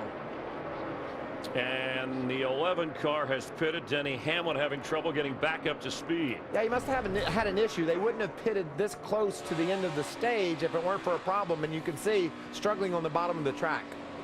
And let's check in real quick with Vince Welch. Yeah, he pitted because he was experiencing a vibration. Then he radioed in after pitting that now he believes that something has broken, Chris. Yeah, I didn't hear exactly what's wrong with the car, but obviously there's an ignition problem or something going on there. Yeah, and Kyle Larson, worth mentioning, running 5th, passed for the final lead change the last 2 Cup Series races that he led going into the final lap and at the Daytona 500. And also keep your eye on Eric Jones. The rookie is strong. He's been able to march up into the top 10. His lap times are good. I like Jones to close out strong. Harvick, who's never been out of the top 5 today, can he win the second stage and set the stage for the first Cup driver to drive for the cycle? We saw it in the truck race yesterday here in Atlanta. That is your KFC Georgia Gold race break. Let's head back upstairs to Darrell, Jeff, and Mike. Thanks, Chris. You're watching a strong battle here for 3rd place. Ryan Newman, Martin Truex. They are 13.5 behind the leader.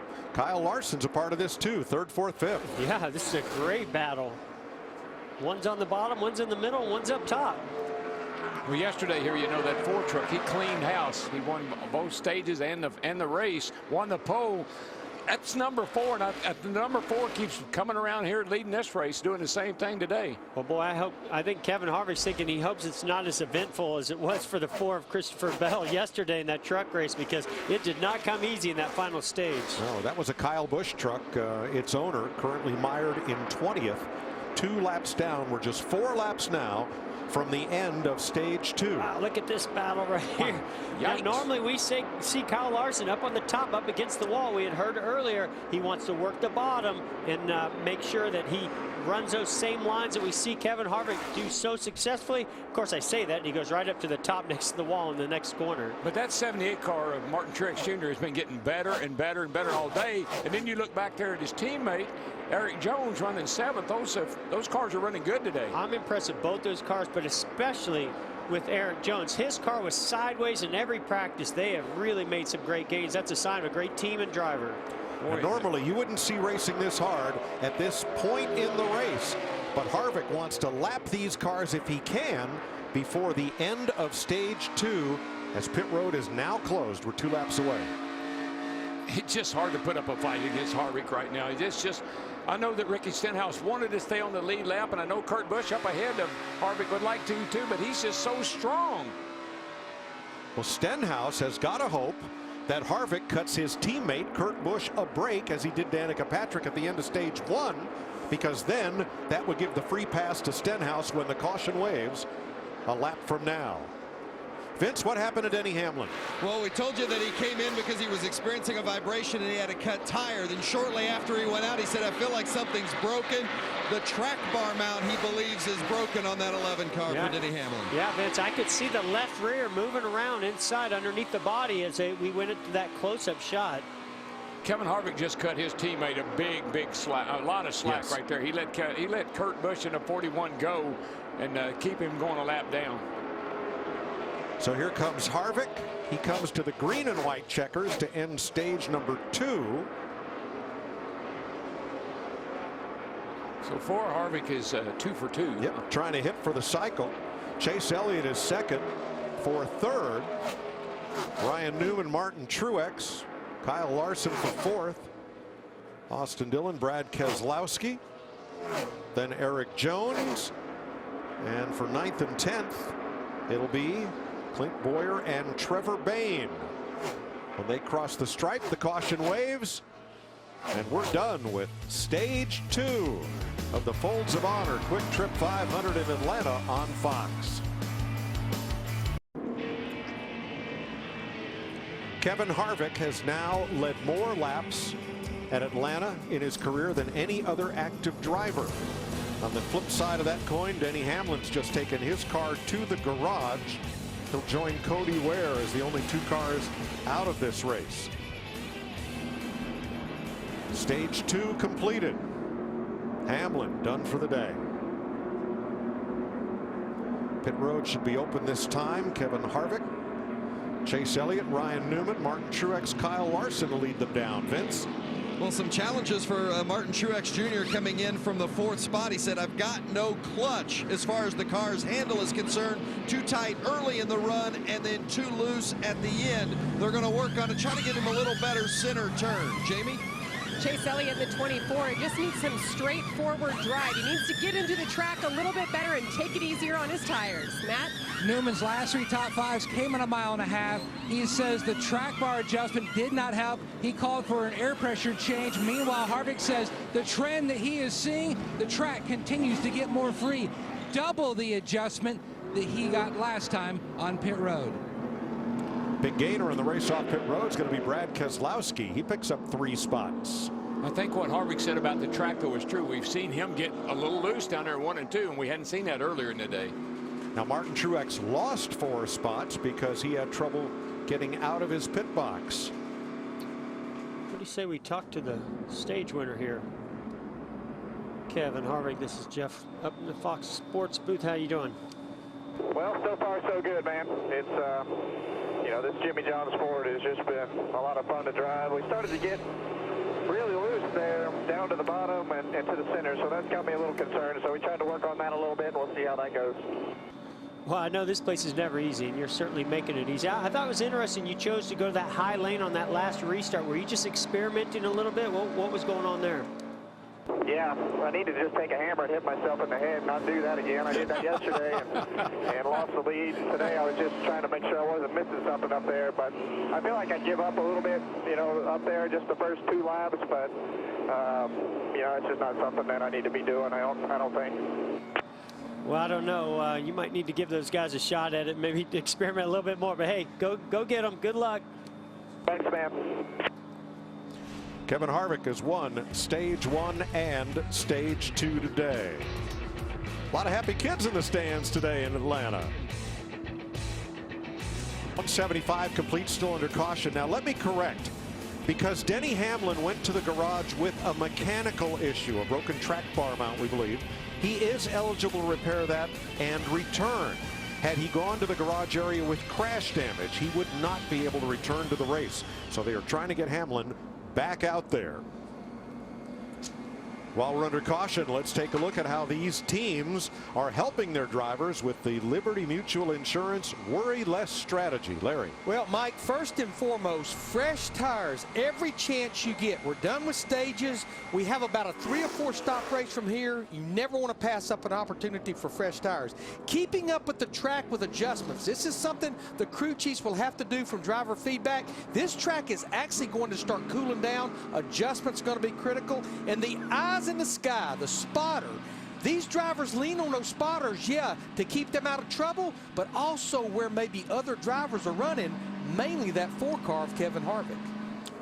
Thanks, Larry. There are the spotters. Hard at work as we're 149 laps to go in Atlanta and coming green this time. Now, Brad Keselowski lines up 4th. How'd that happen? He was laps down. Well, at the end of the stage, he had cycled through and crossed the line in 7th place to end the stage. Yep. Here's Kevin Harvick's team talking tires. Tires still look fine. I would say as the space is picking up and the track gets faster, I would say that set looks worse than the set, before, but everything's fine. No cords or anything. Simple. That's assuring to run as good as he is and we're on the bottom way he is, and everything looks fine. Ricky Stenhouse got the free pass. 13 cars on the lead lap as they approach the Geico restart zone. We're in stage 3.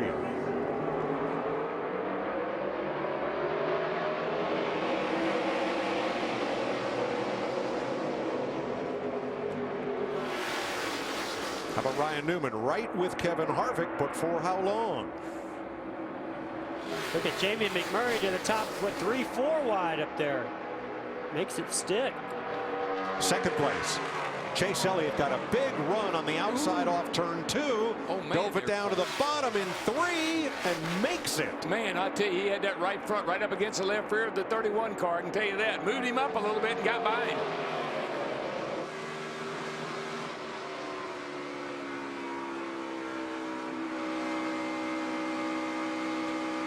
You're right with Brad Keselowski in 5th. Vince. Well, and not only has the strategy worked out in favor of the 2, but now the handling is coming around for Keselowski. He'd been battling a wicked loose car throughout much of this race. Now he says it's tighter through the center, really starting to come to him. Well, Mike, we're getting at a point where the track is going to go through a big transition here. It's really cool out there. You heard, I think, Matt talk about earlier, the ambient temperatures coming down. Track's going to pick up speed. And Jamie McMurray in the 1-off-4 almost transitioned his front bumper into the rear of his teammates. He's making some big moves, carrying a lot of momentum off that top to really make some passes happen right here. I like what he's doing. He's keeping his car in clean air. McMurray restarted 12th. Now he's racing for 4th.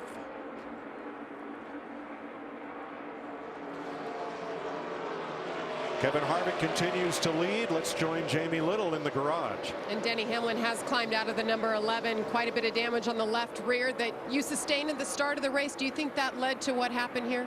I don't think so. It looked like a hub burned up. That's something totally different. It's a shame for our FedEx team. We had a decent car, top 10 car. Looks like we were hanging out around 7th or 8th all day.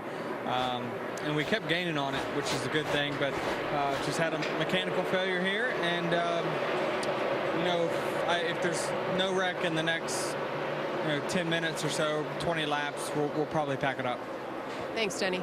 Mike? Thanks, Jamie. Remember, because Hamlin is in the garage due to a mechanical problem, they are eligible to make repairs and return. I love it. Kyle Larson says if my teammate Jamie McMurray can go to the top and make those passes, I love running the top. I'm going up there too. Oh, Larson's got to get up there sooner or later. That's his wheelhouse, man, right around the top. Ryan Newman trying to hold off Brad Keselowski, Chevy versus Ford for 3rd place. Now see, that was a really smart defensive move by Ryan Newman. He moved up to the top to sort of block Brad Keselowski, and you see that aerodynamics played a role right there, and he lost a little bit of downforce and fell back. Nothing's really changed much. I mean, the guys run high in 1 and 2. We've heard all weekend long that was the way to go, 1 and 2, and then drop it to the bottom in 3 and 4. And that seems to be working well for everybody except Harvick, and he runs low everywhere. 10th place battle here. Kurt Busch, Martin Truex. Truex to the bottom. Kurt's way up high. And we see a little something off Danica Patrick's car. Larry, is it possible that's one of those it's floss. wound cords? That we... Dental floss. Of course it is.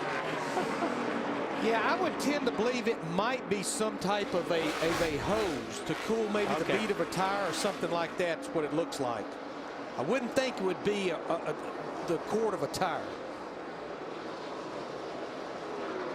I don't. She doesn't think it is either. Because if it was, I think she'd know it by now.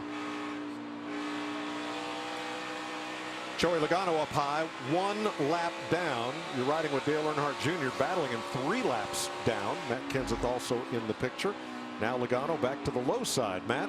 Mike, one trend that we see here at Atlanta with these Goodyear tires, if a driver runs over debris, it tends to start to somewhat unwind the rubber around the carcass of the tire, almost like a spool of thread just coming apart.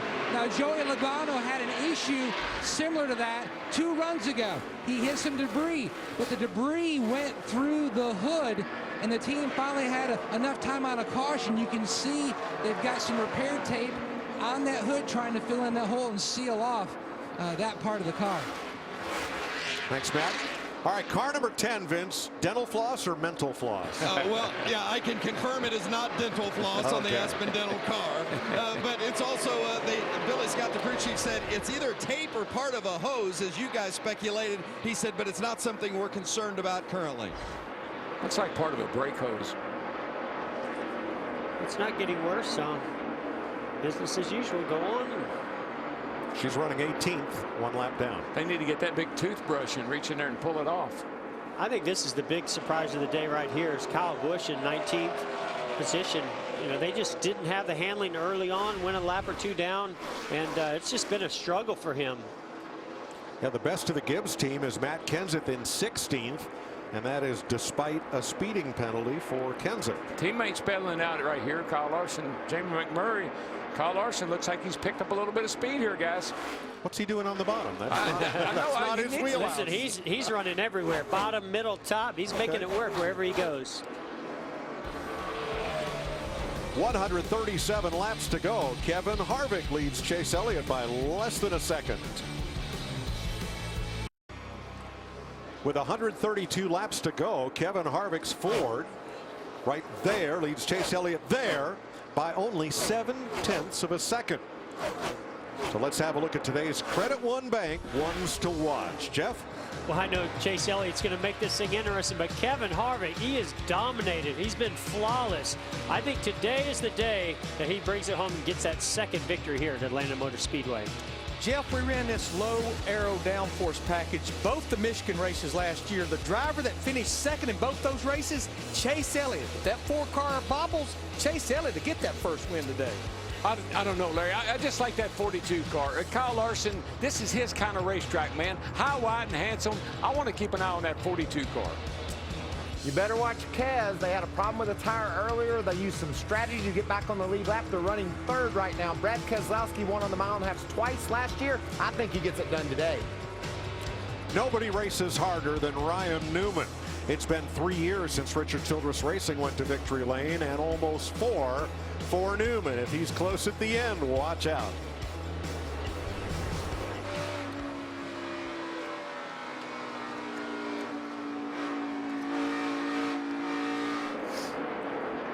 Dale Earnhardt Jr. having a tough day. He is back on pit road.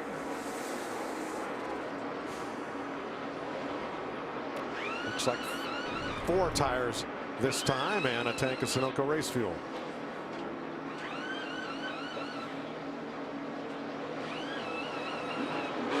He came in 2 laps down. This will put him, looks like 4 laps down coming back out. Yeah, but he'll have those fresh Goodyears. Pretty good chance with the speed of the car and those new tires that he'll get one of those back. He says if I'm going to be laps down, at least I want to have the new tires on it. It'll drive better anyway.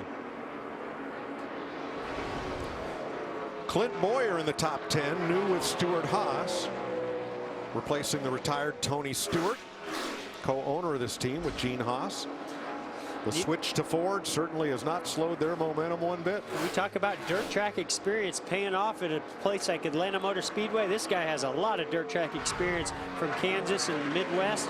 And, you know, he's just quietly working his way up almost into that top 5. He is. He's just been kind of reeling them in quietly and slowly. And now here he sits, you know, running in 6. Not a bad day for the 14 car. Austin Dillon, Jamie McMurray racing for 7th. This is all taking place about 7 seconds behind the race leader. And another, I mean, the 3-car Boston Dillon, he has been right in the top 10 just about the whole race and having a really good day.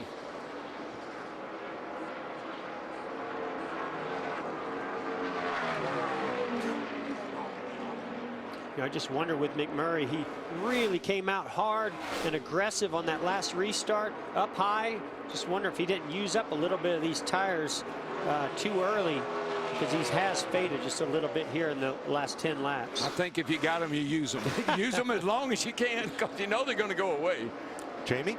Well, before the last pit stop, Austin Dillon said he can make his car do about anything. He's been really happy with it. He wanted just a little bit of help on entry of 3, so they made a wedge adjustment. But since then, he said he's sliding the rear, so the balance not as good as it was earlier. Vince? On the previous run from Jamie McMurray before that last pit stop, they were having a variety of battery and voltage issues, an alternator problem possibly. When McMurray came on that last pit stop, they changed the voltage regulator, so at least that has been corrected. Still trying to get a little car that will work for him here in these final stages. And here at third place, Keselowski and Larson continue to go at it. You know, through the first 6 spots, Ford, Chevy, Ford, Chevy, Ford, Chevy. See a pattern here? I see a pattern here.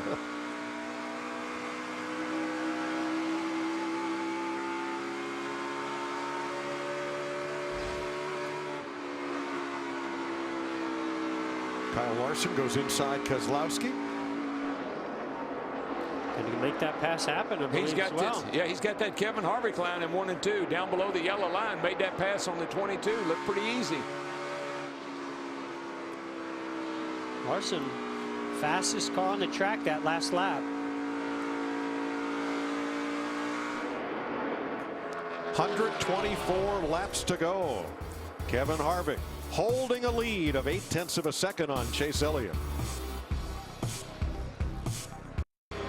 118 laps to go. There's downtown Atlanta in the distance from the Goodyear blimp. They provide our aerial coverage today, and everything they learn making tires for the grueling demands of NASCAR inspires what rolls into yours. Goodyear, official tire of NASCAR. 207 of 325 laps. Kevin Harvick has led 190 of them. He is the first of 13 cars on the lead lap. Brad Keselowski, Ryan Newman, Jimmy Johnson each led a few. Harvick won stages 1 and 2, and we listened into his radio. Need a little of this back, but not all of it, obviously. Really struggling in 3 and 4. I get it to the bottom, and I try to feed it gas, and it just starts to shove the nose. Yeah, alone with that tightness, I can hardly touch the throttle and exit spinning the tires. Now Jimmy Johnson, Joey Logano, Kyle Busch have recently made pit stops. Ty Dillon's in. Johnson is back in to serve a penalty for being too fast entering. Jamie? That's the second time today he's gotten a pit road penalty. Jack Knaus was concerned about the pace of the 48, and then Jimmy said, I'm just too tight. I can't do anything with it. So he brought it down pit road. All they did was change tires. I'm looking at the tires, and they look absolutely fine. So just not where they want to be balance-wise. Thanks, Jamie. First to the leaders to pit in this sequence will be Ryan Newman. Matt's there. And Mike, the 31 hits the box. This past run, the car has really started taking even more of a turn for the worse. Looking for a left side chassis adjustment to try to tighten up that 31 as well as an air pressure. Starting to go the wrong way, Jamie. And Ricky Stenhouse Jr. as well going the wrong way. Started out so well with sun. Since it's been overcast, they've thrown everything at this car. Just no grip, Vince. Well, here comes the 78 of Martin Truex Jr. And remember, he's got that clutch issue. They had to push him off the last time, and he also lost spots on that restart. So we'll see if that continues to be a problem for him as he leaves. Also, the 1 of Jamie McMurray. We addressed his issue with the voltage situation earlier. Kurt Busch still not happy. He said none of the changes they're making are having any impact on the car. A.J. Allmendinger too fast entering pit road. Clint Boyer is in with Kyle Larson as Danica Patrick exits. And Martin Truex too fast entering That is the 8th speeding penalty handed out today. There's got to be a new, I bet there's a new timing line down there that wasn't there in the past. Matt.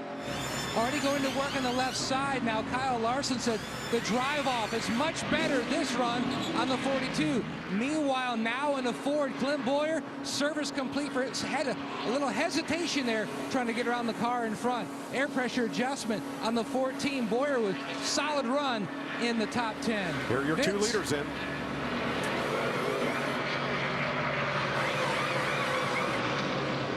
And Chase Elliott in for service as well. 4-tire stop here. The car has been pretty balanced overall. No changes here, Matt. Trying to keep up with the racetrack. Another adjustment for Kevin Harvick's Ford. Love's going on. Great stop once again by the 4 guys. Kyle Larson up to the front, and Chase Elliott too fast entering. That's the 9th speeding penalty today. That tells me that the same guy set up Jimmy Johnson's lights and set up Chase's lights. Well, I think there's just no room for error with the way the timing lines are coming off pit road. You just need to be extra conservative there. These teams push the limit on everything, not just on pit road, on the pit stops, on the track, and it's biting a lot of them. I think there are 2 new timing lines on that end of the racetrack, if I remember right. Remember, they have to push start Martin Truex. Look at that crew member. Guys down. Now, the 78 had this same issue last year. I think it's Charlotte. They won the race that day, but you know, it's the same kind of things that have happened to them in the past. These 500-mile races, man, I'm telling you, it's a 500-mile race, not a lot of cautions. It's pretty grueling. It takes its toll on the guy and the driver and the equipment. Kevin Harvick cycles back to the lead after all of the lead lap cars have been on pit road. Paul Menard coming in as Corey LaJoie pulls out. Whoa. That was close. You can see the right rear of Paul Menard sticking out because he had to come around Corey LaJoie. It just makes it really difficult to get off of pit roads. We see Chase Elliott, that penalty on pit road, being too fast entering, paying that penalty off. The penalty is you have to drive down pit road at 45 miles an hour pit road speed while everyone else continues under green. Longest and slowest 45 miles per hour you've ever experienced. And when you do that penalty, it's like writing your name on the chalkboard about 100 times because it seems like it takes forever. Bart Simpson, I will not speed on pit road, right? Repeatedly. I want you to think about, you know, these drivers, they are so intense out there. They're going 190 miles per hour. Then they've got to come down to 45 miles per hour on pit road. Here's Chase Elliott's radio after the call. Yeah, man, I don't know. I need to look at that just for future reference. I barely blinked a red, so sorry. All good. Well, we go here in section 3. We'll be fine. Just got to hit our marks before we get going here. Yeah, he talks about, you know, just flashed a red. There are lights on that digital dash that these teams tune the RPM of the engine to those lights to tell them they don't have a speedometer inside these cars, so that's how they fine-tune it, and they just, you know, right there on the edge, and it's not the most accurate way to do it, but it's all the tool, the only tool that they have. But I love the crew. I love Alan Gustafson's. He never got excited. He never raised Cain with him. He just said, okay, don't worry, we'll overcome it. I like that. Things change in a big round of green flag pit stops. We have 108 laps to go. 103 laps to go in Atlanta. You see up top Kevin Harvick posted as your stage 1 and 2 winner. He started from the pole. Here's Ryan Newman moving past Austin Dillon, his RCR teammate. Or is he? They battle for 5th. Newman just couldn't quite get to the yellow line, but the 3 of Austin Dillon certainly did. Listen, teammates race each other just as hard as they race the other guys. They don't think about it being your teammate. Maybe Kevin Harvick did earlier in that stage when he let the 41 stay on the lead lap. But when you're racing each other, you race hard. He actually did that at the end of stage 1 and 2. Danica stage 1, and then Kurt Busch at the end of stage 2. Now, if you're looking at our top 10, this is when they last were on pit road. You can see Ricky Stenhouse Jr., Ryan Newman coming at 209. Kevin Harvick, Eric Jones coming at 212. What it appears to me, now again, cautions throws all this out the window, is they're breaking it up into somewhere around 35 to 38 lap runs. So we should see the next stop somewhere around 248 to 250, and then maybe a final stop somewhere around 285 to 290. That breaks it up in even runs to get to lap 325. So that would put the next stop at about 25 laps from now. Correct.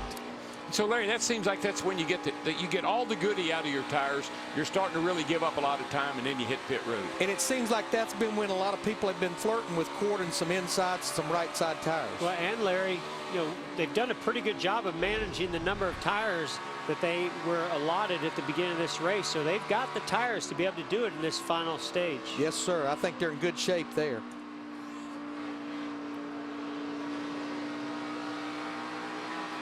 Kevin Harvick now leading Kyle Larson in second place by 2.6 seconds, Michael.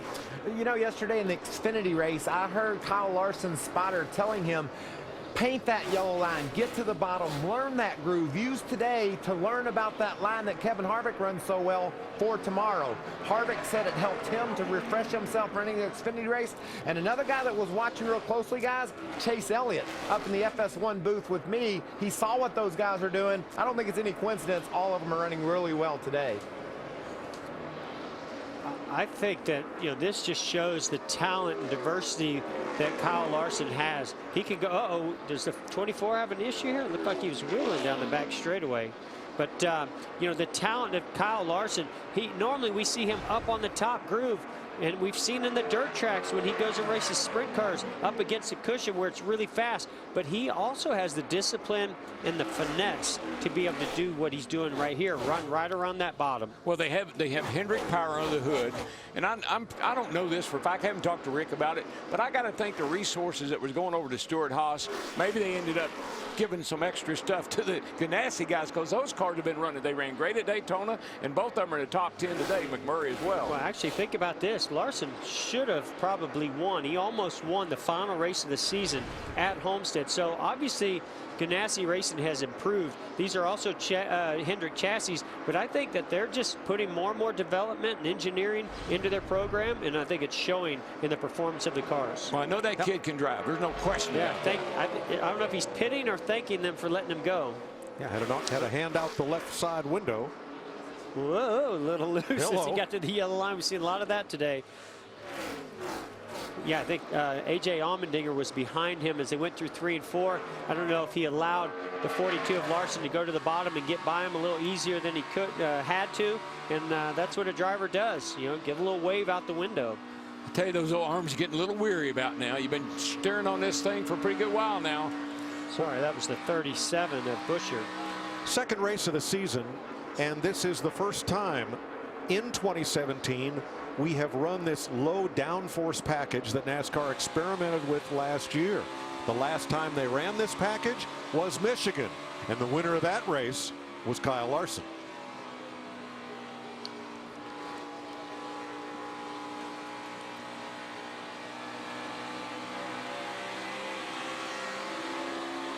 Harvick the leader, Larson in second. It's been a tough day for Dale Earnhardt Jr. Matt, he finds himself 5 laps back. Mike, when Dale Jr. made that unscheduled pit stop, he thought he had a tire unwinding or possibly a loose wheel. Wheel looked fine. The tire looked fine as well. They're not sure exactly what he was feeling. So tough day on the racetrack, tough weekend for this team. On Friday, shortly before qualifying, crew chief Greg Ives' mother, Barbara, passed away after battling an illness for a very long time. The team put decals in the C-post, and you also see right next to the nationwide decal, that's Barbara's favorite Bible verse. So Barbara riding along with the 88 guys today here in Atlanta. Our thoughts and prayers go out to the Ives family in Charlotte and up on the UP in Michigan. Thank you for that, Matt. Yeah, I got a chance to drive this 88 car and spend a lot of times with Greg Ives. What a great guy and a great crew chief. So, yeah, thoughts and prayers to their family. All of the Hendrick cars carrying a decal either on the C-post in memory. Battle for 7th place with 93 laps to go. Jamie McMurray, rookie Eric Jones, and Daytona 500 winner Kurt Busch. Well, I just don't know if we've said enough about Eric Jones today, guys. I mean, he's doing an admirable job. He's a rookie, and that 77 car has been pretty pretty competitive all day long. He's been extremely impressive, and I just can't reiterate it enough. I watched him in practice all weekend long, and the back end was hung out sideways every time he was coming off the corner. And I thought, boy, he's really struggling. They're really fighting with it. But he's a quality driver, a past champion in the Xfinity Series. Tell you what, that to me is impressive, how he's been able to fine-tune with this team to make this car handle the way it is right now. And he's the Toyota top performer of this race with 90 laps to go. Jones in 8th, Truex in 13th, Kenseth 1 lap down, as is Truex. Kyle Busch 2 laps back, and Danny Suarez 3 laps down. Suarez has a look in the mirror. Kevin Harvick, your leader, with 91 to go. Time for an eBay Motors race break live in Atlanta with Michael Waltrip, Chris Myers. Caution flies here with 86 laps to go. Debris on the track. It's the 3rd caution. Remember, we had 2 for the stages last year in this race. The entire race, we only had 3 cautions the entire 500+ miles. Kevin Harvick remains your leader, trying for his first career win at Atlanta since he won his first Cup race here, and that was in his 3rd career start. Meanwhile, Kyle Larson hoping to close in on the 4 car. Yeah, and he is doing just that, Chris. His lap times have been better than Harvick over the last few laps. He's getting stronger and stronger as the day goes along. Remember, this track is probably changing. It's cooling off. We could see a change in the complexion of this race late. Clint Boyer, Stewart Haas Ford, his first ride. He's in the seat that Tony Stewart held. His last top 5 finish, it was Bristol back in 2015. And what a day he's had, and this track is right up Boyer's alley. He likes to slip and slide. He's a dirt racer too, and he's having a great run in that 14 car. The booth talked about rookie Eric Jones, who's 7th, but Matt Kenseth, who's 0 for 28 in his career. He's accomplished a lot, but he's never won in Atlanta in a Cup race, and that kind of signifies the problems for Toyota to start the year. Well, the Gibbs cars particularly. Matt Kenseth isn't even on the lead lap. They don't have a single car on the lead lap. Truex is also off the pace. Rookie Eric Jones is flying the flag for Toyota today. And Kurt Busch, coming off the Daytona 500 victory, now 10th. One of the storylines coming in. And he said all day long, I feel like I'm on roller skates. I can't get any grip, but steadily, he's a great driver, and he's a great communicator with his crew. Steadily, he's made that car better and better. He's into the top 10. Too early to count out Jimmy Johnson, who is going for what would be a record 3rd straight Atlanta victory. I think it might be not too early to count. Never too early? I think he's in trouble today. He's had a couple of penalties. The car just isn't performing like we're used to seeing him run here. I think that team's in trouble today. All right, that is your eBay Motors race break. Let's head back upstairs to Darrell Waltrip, Jeff Gordon, and Mike Joy. Thanks, Chris. The debris on the racetrack was at the bottom of turn 4 near the entrance of pit road. That's why pit road remains closed this time for cleanup there. Should be open next time around. 84 laps to go. Larry, what does this caution flag do for our strategy? Well, I still think, you know, obviously everyone's going to come here and change 4 tires, Mike, and we're probably going to go back racing somewhere around 78 to 80 to go. So I think they'll be thinking one more stop from there possibly. Okay. Now, after this week, we're headed west. The West Coast swing of NASCAR begins. Ready, set, go west. Next week, NASCAR goes west to kick off its 3-week tour of the Best Coast. First up, Las Vegas, then on to Phoenix. And finally, we wrap things up in the Golden State at the Auto Club Speedway. Buckle your seatbelt, because it's sure to be a wild ride. Coverage of Monster Energy NASCAR Cup Series racing from Las Vegas begins Sunday with race day at 1:30 p.m. Eastern on FS1 and continues on Fox at 3 p.m. Ka-ching, ka-ching, the duel in the desert and California dreaming. 3 big weeks out west. Pit road is open, Vince. Well, they warned Brad Keselowski they have been killing people on the speeding penalties today. Do not speed. 9 pit road speeding penalties. They warned him multiple times about speeding. Still too loose on both ends, especially needs help off turn 2 if he's to get his first win here in Atlanta. Jamie? And this is the 3rd of 3 races for Austin Dillon this weekend and his pit crew. They finished top 10 twice yesterday. So far running in the top 10 here today. No changes, Matt. Slight change on the 42 of Larson. His car a little tight on the gas. Finished the last season third and second, looking for a win.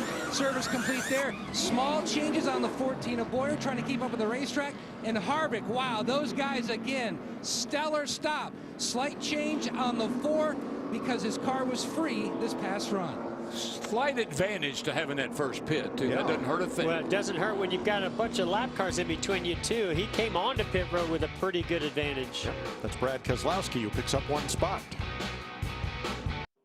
Fans also need refreshments, so buckle up and grab an ice-cold Coke. You're watching NASCAR on Fox. 81 laps to go in Atlanta.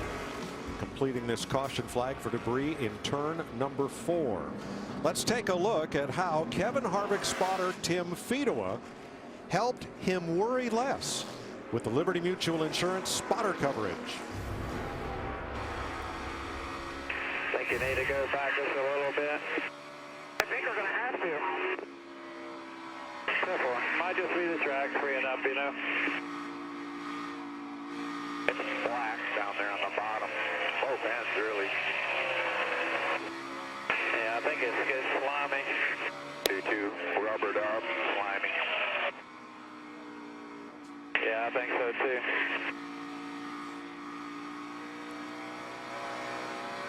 From his spot up on the spotter's perch, Fedowa analyzing track conditions for Rodney Childers and Kevin Harvick. Mike, if I'm 42, if I'm Kyle Larson, I'm going to get right down on the door of that 4 car because that outside lane has struggles getting going. But if you could get down there next to him, maybe you could take off with him and hang with him. I think if Larson could hang with him, he could give him a battle. Oh, absolutely. We've seen Larson be one of the best restarters in recent years. Pace car's in. They'll restart with 80 to go.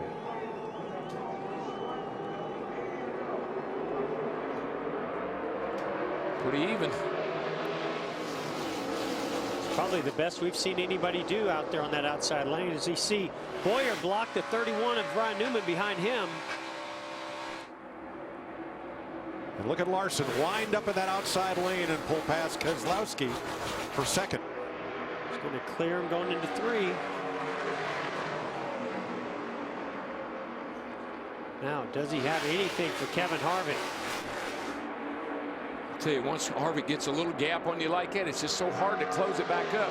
He's so strong off the corner.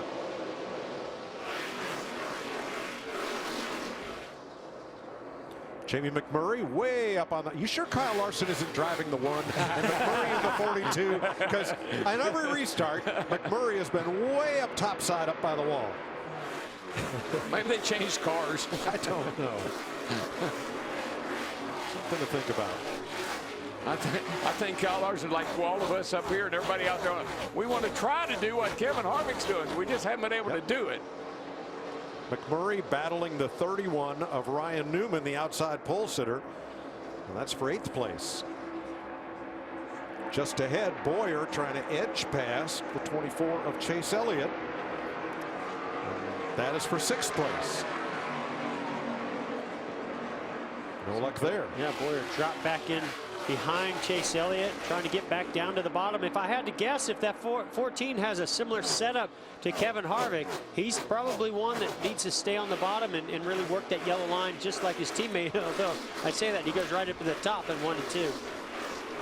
Denny Hamlin's back in the race after making repairs to the rear end of that car. I think back Boyer, at 38th place. Don't overdrive it, man. Focus on this exit.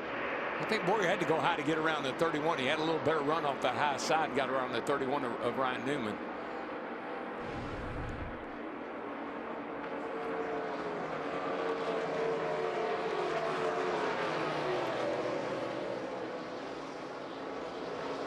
It fascinates me. Look at the lead that Kevin Harvick already has in 3 laps. Here comes a big run from the gone. 2.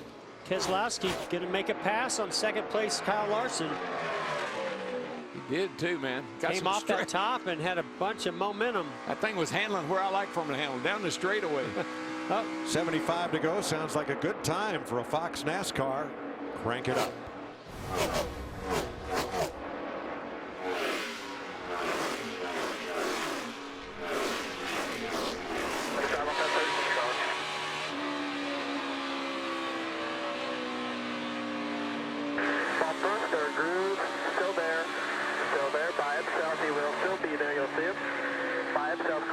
if he gets you. All clear by 4.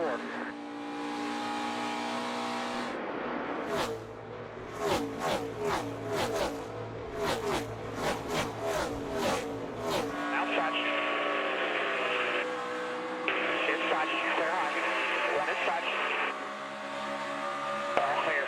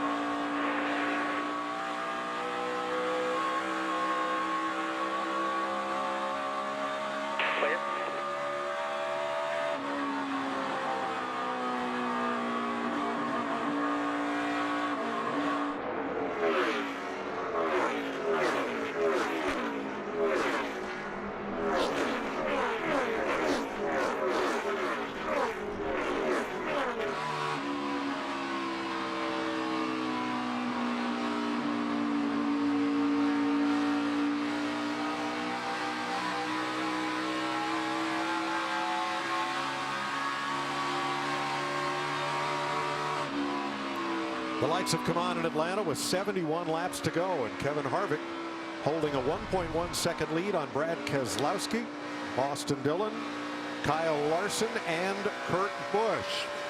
We listened in on Brad Keselowski's team, trailing by a second.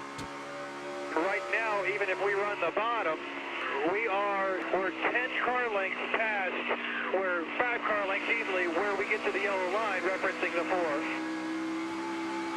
You know what I love? Everybody references the 4. That's right. Why can't we do what he does? Even if you do it exactly like him, you still got to pass him. That's right.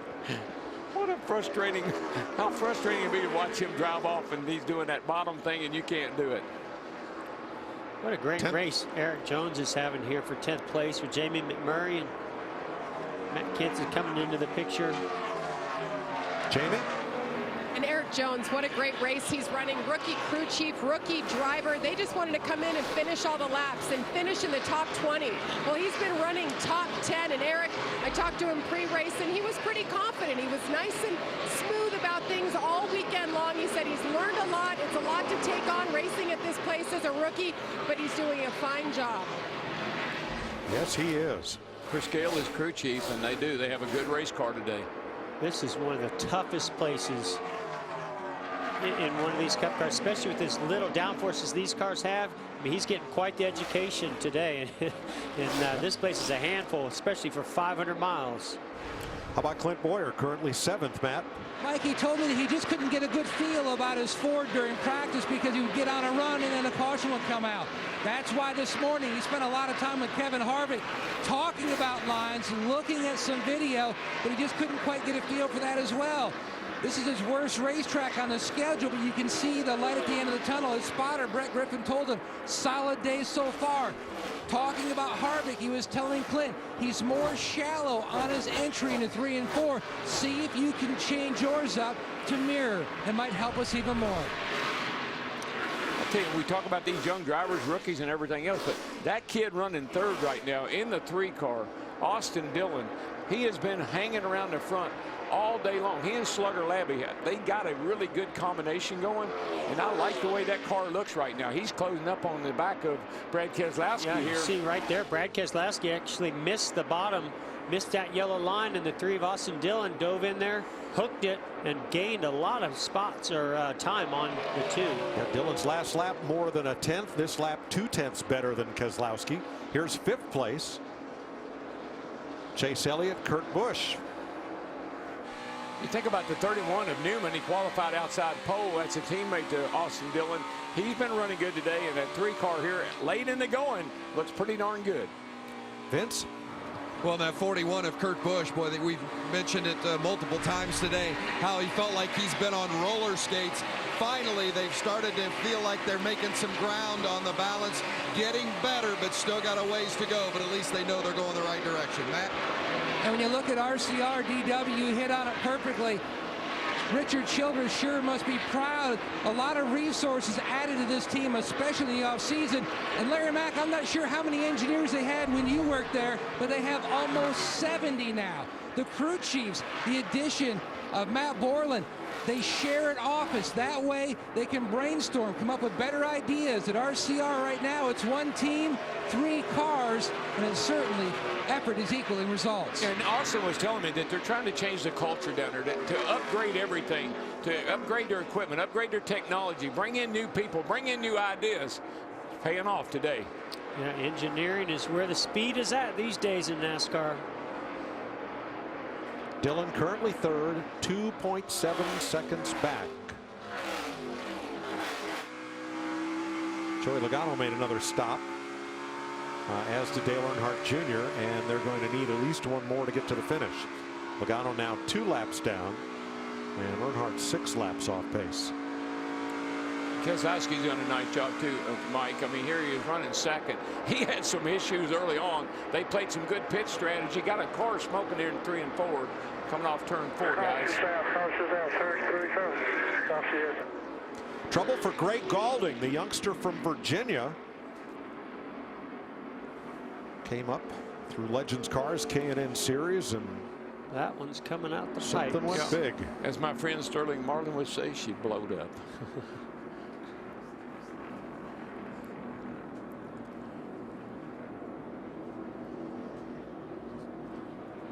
And Denny Hamlin goes back to the garage. And let's get a race recap from Chris Myers. All right, thank you very much. With 62 laps to go, Kevin Harvick started on the pole, dominated early. Dale Earnhardt Jr. had a tire issue, comes into the pits. He was running 24th. Look at that tire torn up. And then stage 1 winner, Kevin Harvick. Remember, he won a stage the previous Sunday at the Daytona 500. Keselowski coming in with some tire issues. Yeah, they had a tire come apart. We've seen a lot of that today. The team's just pushing these tires as hard as they possibly can. Jimmy Johnson issues on pit road as well, speeding. Yeah, Chad, I'm sure we've had at least 9 drivers with speeding penalties today. Stage 2 winner, Kevin Harvick. It's been an all Harvick afternoon. And you say domination, because that's what we've seen. It's been impressive. The 11 car burnt up a left rear hub. That's something you don't see very often. He goes to the garage, but remember, he can return because of a mechanical issue. Pit road is open, and let's check in with Vince Welch. Brad Keselowski, 4-time winner last season. One of the favorites today, by the way, that they had run throughout the course of the weekend in practice. No different today. Very strong, but it's been a little bit too free all day long. Hoping to tighten it up just a bit for the stretch run, Jamie. Austin Dillon in the 3, best ever finish 3rd. That's where he was running when he came in. No changes once again for the 3. Chase Elliott, a 4-tire stop. Car's been pretty good, Matt. Kyle Larson says it's getting much more difficult for him to stay down on that yellow line, just pushing the nose too much. Meanwhile, Harvick says, let's keep it the same as we did on the last stop. The 4 guys, solid stop again.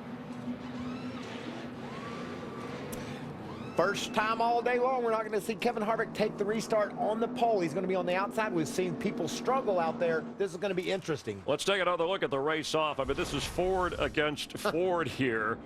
And there's Keselowski and the 4 car of Kevin Harvick. Harvick has led 247 laps of the 264 run. And remember last night in the truck race, the guy that started on the inside was dominant all day long. The fastest truck, Christopher Bell, got put up on the outside, shuffled all the way back to 6th or 8th. He had to fight his way through for the victory. Be interesting to see what Harvick can do with Keselowski. Let's compare the 2 on the pit stop. Bell, by the way, won every stage, including the truck race. Harvick trying to do that today. There you see, it's just a heck of a stop for Brad K's team. Harvick's team barely stumbled. Brad just maximized his speed on pit road as well. 2 drivers hungry for success in Atlanta. We mentioned that Harvick the last 3 years has led the most laps in Atlanta, but hasn't won. His only win came in his first career Cup victory when he had that close finish in his 3rd career start to edge out Jeff Gordon. Well, MLS Soccer Sunday returning to FS1 with a high-powered matchup. Atlanta United making their Major League Soccer debut against the New York Red Bulls, 7:30 Eastern Time. MLS Soccer coverage beginning on FS1, and that is the new stadium, also the home of the defending NFC champion Atlanta Falcons, that will open the season, and that's also where the soccer team will play as well. What a beautiful stadium, and it's going to be a lot of fun watching the soccer team debut there. Affordable concessions, great view, and hopefully a lot of good soccer and good football, all kinds of football. Well, if Harvick doesn't win this one, he's going to be frustrated. But right now, Keselowski the slight edge with 60 to go, so let's head back up to Darrell, Jeff, and Mike. So Brad Keselowski will have lane choice on this restart. We'll probably take the inside. And let's show you how he beat Kevin Harvick off pit road. Yeah, you'll watch here, Mike. Harvick couldn't get going. He was spinning his tires. You see here, he's spinning. He just couldn't get forward bite. While he was spinning his tires, here comes Keselowski. And what generates a lot of that, yeah, you see him still spinning.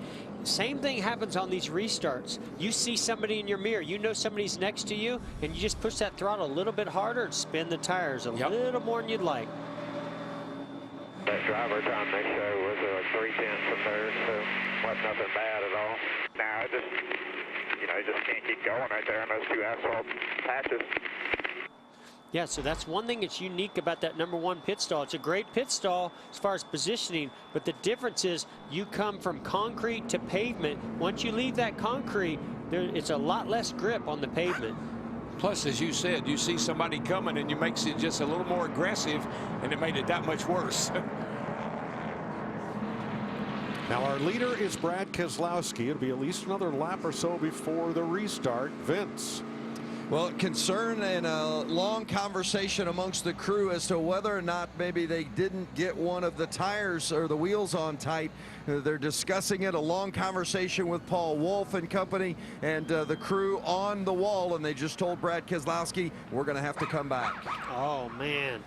Now there are 14 cars on the lead lap, including Matt Kenseth, who got the free pass. He was the first car 1 lap down. If Keselowski surrenders the lead, he would restart 14th. And there are still safety trucks working out on the track, cleaning up. So they'll out go at 3 and 4. They'll go back, and those pit crew members have a camera on their helmet. They'll watch them hit those lug nuts to confirm whether they indeed did miss one of those lug nuts and need to come back in. And they got I think they got the pulse thing in the air gun as well, in the airline itself. That's right. Yeah, so maybe. They can tell if they got everything tight. So that's fortunate for Harvick, lucky for him, but not so much. Rather be lucky than good any day, right? But you got to take your losses now. You can't take a chance. Yeah. So it'll be 58 laps to go here in Atlanta. Let's have a look at things that have happened thus far. Everybody home, sit back, relax, enjoy the race. It's going to be a good one. Long, long race. You know the deal. Look at this action.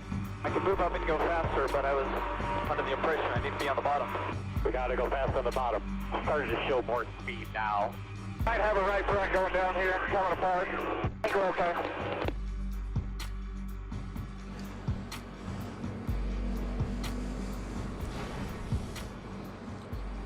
So Brad Keselowski made his stop. Vince? Yep, they just came in and hit the lugs on the left rear and sent him back out. He was told by crew chief Paul Wolf, sorry about that. Brad said, we win together. So that's going to cost him 13 positions as they hit all 5 of those lugs. Make sure that they are tight. He goes back 13 positions. Not a big deal. Still on the lead lap. What's that do to a driver's psyche? It's going to fire up Brad Keselowski, I can tell you that. Well, it's coming pretty late in the race, and you start that far back, and of course, Kevin Harvick, he's having a charmed day. He's got the #1 pit, so he starts on the pole. Looks like he's going to restart on the outside, which is not a good place to be. Might have caused him some problems. Now he's right back where he should be. I think we were all really anxious to see what he was going to do in that outside lane. We really were. Well, but now, because Keselowski pitted, back to the lead goes Kevin Harvick. But 5 of the last 6 Atlanta races, Kevin Harvick has led the most laps. Hasn't been to victory lane. Saving a little fuel here on this caution lap. You just never know when fuel is going to play a role. It's not a bad thing. I mean, anytime you can save fuel, we all know you got to save fuel, so that's a good thing. Jimmy Johnson, Kyle Busch, Ty Dillon, a whole lot of cars just took the wave around. You know, guys, it is right there on the threshold of being able to make it to the end on fuel, but that would be by a long shot the furthest anybody has run on tires today. That would be my concern. Yeah, Larry, sometimes they're not just saving fuel, they're actually cooling the engine down, because if that engine's not running, air's flowing through the radiator, so there's some performance gain there as well. Well, and the other thing, it's cooled down. The pace has picked up. They've been running a lot quicker laps than we did earlier today. That burns more fuel, so fuel is an issue. It was sunny at the start. The track temp was 108 degrees. The asphalt now 81 degrees. Yes, sir. Save me fuel now, that means the least amount I have to put in when I do pit. Yeah, you're right. Point. Good point. Save that fuel. Here we go. It'll be 56 to go when they take the green. Harvick on the inside of the front row. Austin Dillon will battle from the outside. Harvick has Chase Elliott filling up his mirror in third.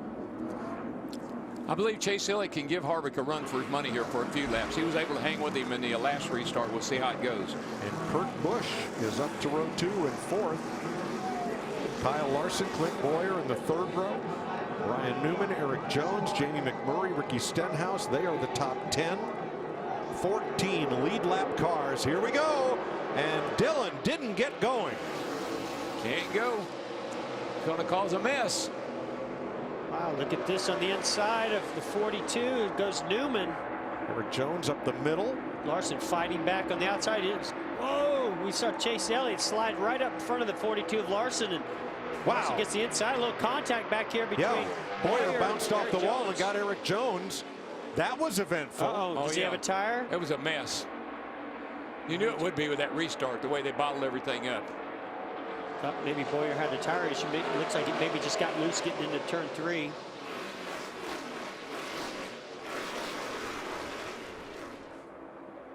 Boy, that outside line, that is just a kiss of death, man. When you get out there, you just can't go anywhere. Now Boyer's rubbed all the letters off those left side tires. Whoa, what a terrible thing to have happen. Damage to the left front fender as well there. I think he's got... Let's watch Boyer. He's right back here. I think that's him. Yep.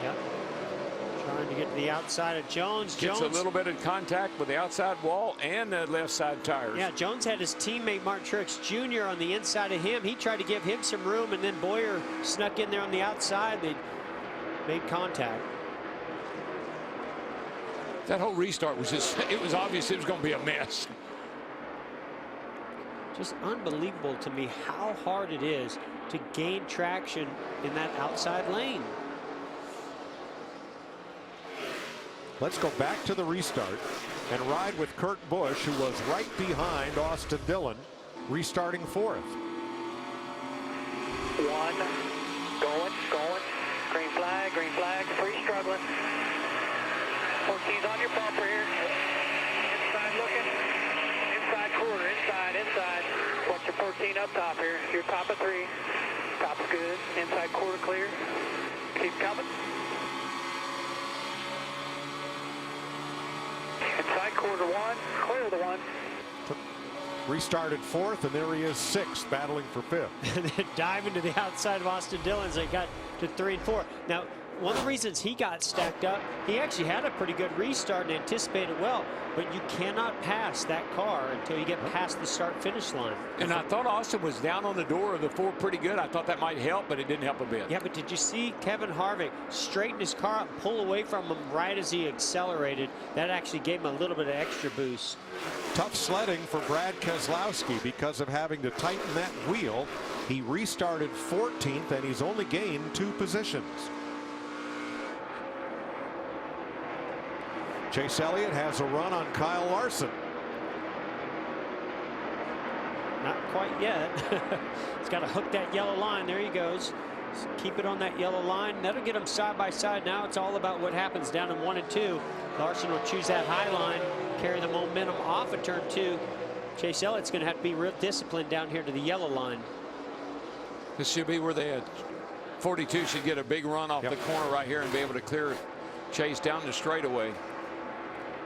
Chase has rebounded nicely from that speeding penalty back at lap 212. In the meantime, the 4-car of Kevin Harvick just looking back saying, boy, y'all are having fun back there, aren't you? Matt. Mike, the discipline for Kyle Larson running the bottom actually began Saturday in the Xfinity Series race. His spotter, Derek Nealon, told him at one point, you need to get used to running on the bottom. I know you want to go up high, but this is where we're going to run most of Sunday, so let's start to get used to it. Both Chip Ganassi cars running in the top 6. Both cars had a great end of 2016. They've carried over that momentum, and they're very proud of the fact that those are in-house Chip Ganassi chassis. Only engine leasing from Hendrick. Good start to 2017. And I think that's the difference in Kyle Larson this year and maybe in the past. He will listen and he will take instruction. I think a lot better this year than what we've seen in the past. Here's his teammate, Jamie Mack, to the outside of Austin Dillon. Yeah, and I apologize. Thank you for clearing that up, Matt. They had been running those Hendrick chassis, but now have switched to their own.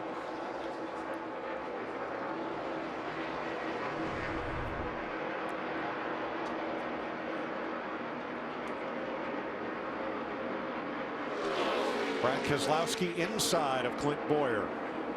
And Keselowski moves up to 11th. Well, Clint was all the way up to 3rd place. Yeah, I think prior to that state or that caution. I think he's had to adjust. Maybe I think there's a little bit of damage to his car. He got in the wall, maybe knocked the toe out a little bit. Got to kind of figure out what it's going to do and then get back at it. Car in the wall, turn 1. Here, keep it up there, keep it up there, keep it up there, keep it up there. I think that's what was going on. Yeah, that damage. Keep it up there, man. After the 22, we get down. Yellows out, yellows out, yellows out, yellows out. That's from getting in the wall there, you know, in that earlier contact.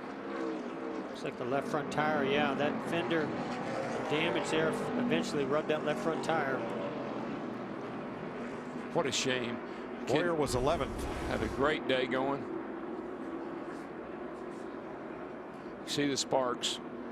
Yeah, on the left front splitter right there, just goes straight. Not a huge impact. They might be able to make some repairs. Almost looked, it was dragging at both ends on the left side. I think it's sparks were just coming all the way under the car, Mike. I believe what it looked like. Once the left front drops down, then that gets the left rear down as well. Good boy, he's got pretty good damage on the right. He hit that, you know, from up here it never looks that bad, but he hit it pretty hard. So here's where all that started. Yeah, you right see him here. back here. Going to make a little contact here. So there's the left front. Yeah. A little bit of right rear, not too bad. Another little more contact there with Eric Jones. That's all it takes. So these fenders are really, really close. Cause, and here's the effect. Bam.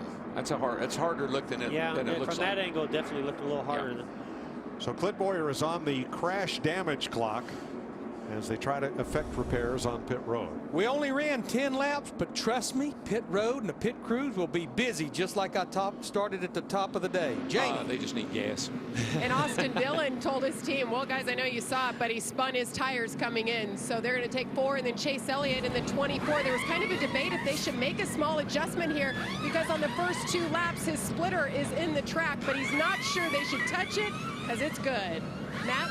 Kyle Larson, no changes in the last stop. The car was on the splitter this run, a little bit more on the tight side.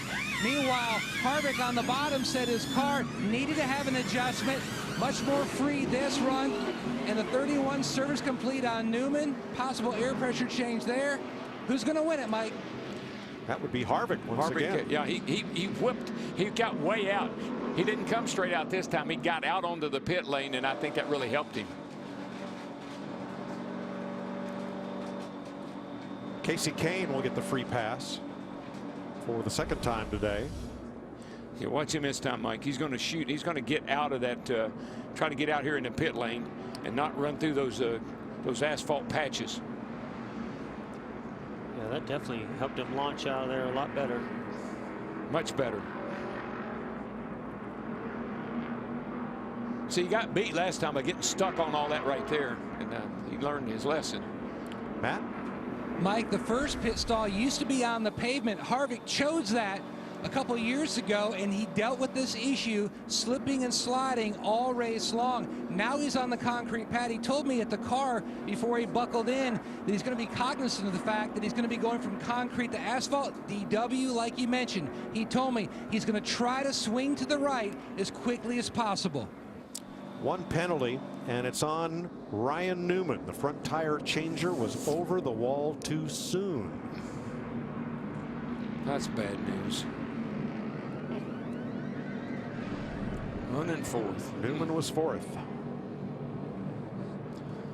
The biggest conference tourney in college hoops coming to FS1. Number 2 Villanova looks to earn a number 1 NCAA seed against a bevy of top teams looking to steal the Big East title and fight their way into March Madness.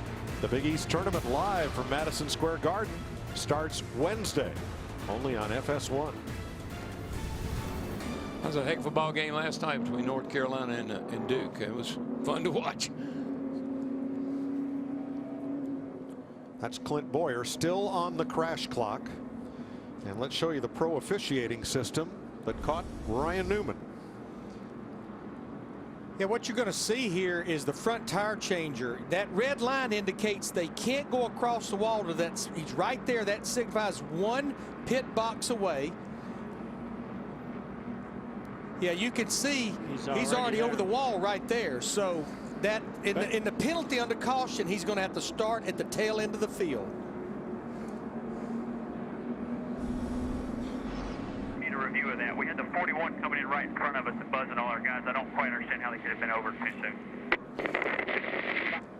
Yeah, it looked to me like the 42 was blocking because he came into his pit stall, which is just 1 or 2 stalls ahead of the 31. And when he did that, they couldn't see the 31. So I think, unfortunately, their pit crew guy just jumped a little bit too soon because he was trying to anticipate it. I think he thought he was hiding behind that 42 and nobody would see him. Nothing hides from the pro system. The pro system's got eyes everywhere, brother. Well, I think it was Luke Lambert. He said the 42 buzzed our pit crew. You know, like came real close to the wall, almost like a brushback. Yeah, but that still doesn't have anything to do with you stepping over the wall. If you're over the wall too soon, that's very possible. You're over the wall. Yeah, you get buzzed when your feet are in the pit box. Well, here we go. Aerial coverage provided by Goodyear. Everything they learned making tires for the grueling demands of NASCAR inspires what rolls into yours. Goodyear, official tire of NASCAR. Let's see if anybody, the 24 is out there. Chase Elliott's out there again on that outside. There's got to be a way to make that outside work, guys. A couple of fellas have come off even with Harvick, but nobody's beat him. Well, and NASCAR's addressed some of this in the last couple of years where you can't get a run. You can't get too far back. If you're Chase Elliott, you can't pull back and then gain momentum as you get there to try to anticipate that 4-car of Kevin Harvick starting. That's what you would ultimately want to do in this situation, and that's what makes it so tough. It's so slick. There's just no rear grip out there. 13 cars took the wave around. That puts Joey Logano back on the lead lap. And I just think this outside car is out of the groove just enough that there's enough dirt, debris, and it's just not enough traction there on that outside line. Let's find out. Green flag. Whoa, here comes Larson looking. No room to move up until still no room. This is the best I've seen anybody in the outside do. Look at that. The 24 shoots by. He's going to have a run on Harvick right here. It doesn't quite get there. He's going to have a run to Harvick. Yeah. Once Harvick Harvick the outside lane here, watch. Once Harvick gets to the corner, he just takes off. Boy, a lot of sparks coming out of the back of Kevin Harvick's car. Low air pressure. Well, I think the speeds have picked up too. Yeah, and the much faster now that the track's cool. You're right about that.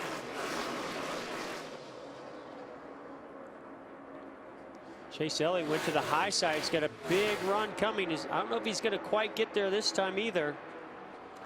I think that 4-car is bottoming out a little bit more than we've seen all day long, and it hurt him a little bit in 1 and 2 that time. Wait for the air to come up in his tires, but that'll stop. Jamie? 2 stops ago, Alan Gustafson told his driver, Chase Elliott, all right, let's go race. We loosen up the reins on Chase. And that last stop, there was debate, should we make any changes? They didn't. The car is good. And here comes Keselowski. He's fought back to 5th after they made that extra stop to tighten the lug nut. He restarted 14th that time, has worked his way up through, and now he's back in the top 5, gunning for 4th. Oh, he is going to be there. Eventful day Keselowski has. He's been all over the place. And he's going somewhere now. Yeah, he's got a fast race car. Clint Boyer has stayed on the lead lap, and he has cleared the crash clock.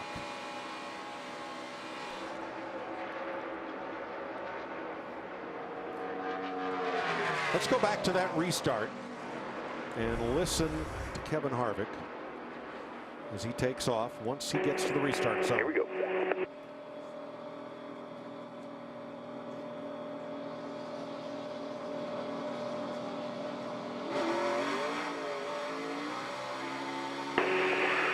Pushing you pretty good. He's crooked on you. Watch your middle. He's off you, but tight to you. You're clear. He's not. Yeah, now we know why the 24 and the 42 were able to stay right with him. He actually had quite a bit of wheel spin as he jumped on the gas in 2nd gear, probably more than he wanted. But you hear what he did? He spun the wheels a little in 2nd gear, but he immediately went to 3rd to stop it, and he really accelerated forward when he did. Ryan Newman came to his pit stall. They weren't ready for him, and they're pushing it behind the wall.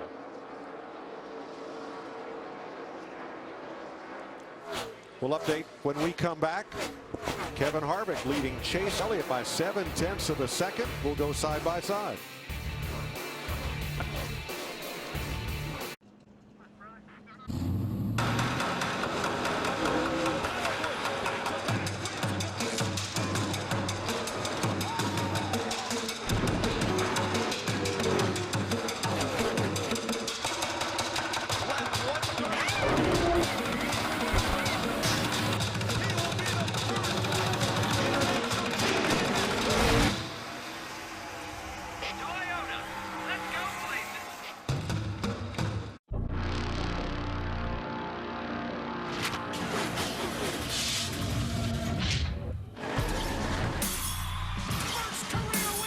Want to know who's going to be the next big thing? Here's the checkered flag. What a move. These guys have an idea. 3 and 4 wide, fighting for position. He knew he was up against the best. Getting food to hungry older Americans cannot stop, and it won't. Hey, these are our parents and our grandparents out there. Let's start talking about how we can really get to the root of the problem. Hey, we hear you. Fighting hunger doesn't stop here. I'm working with AARP Foundation's Drive to End Hunger team to change the national conversation around hunger, bring experts together, and make programs better than ever. If you don't think we're in this together when you think AARP, then you don't know ARP. Learn more at aarp.org/possibilities. We're just moments away from adding a new chapter to college basketball's most storied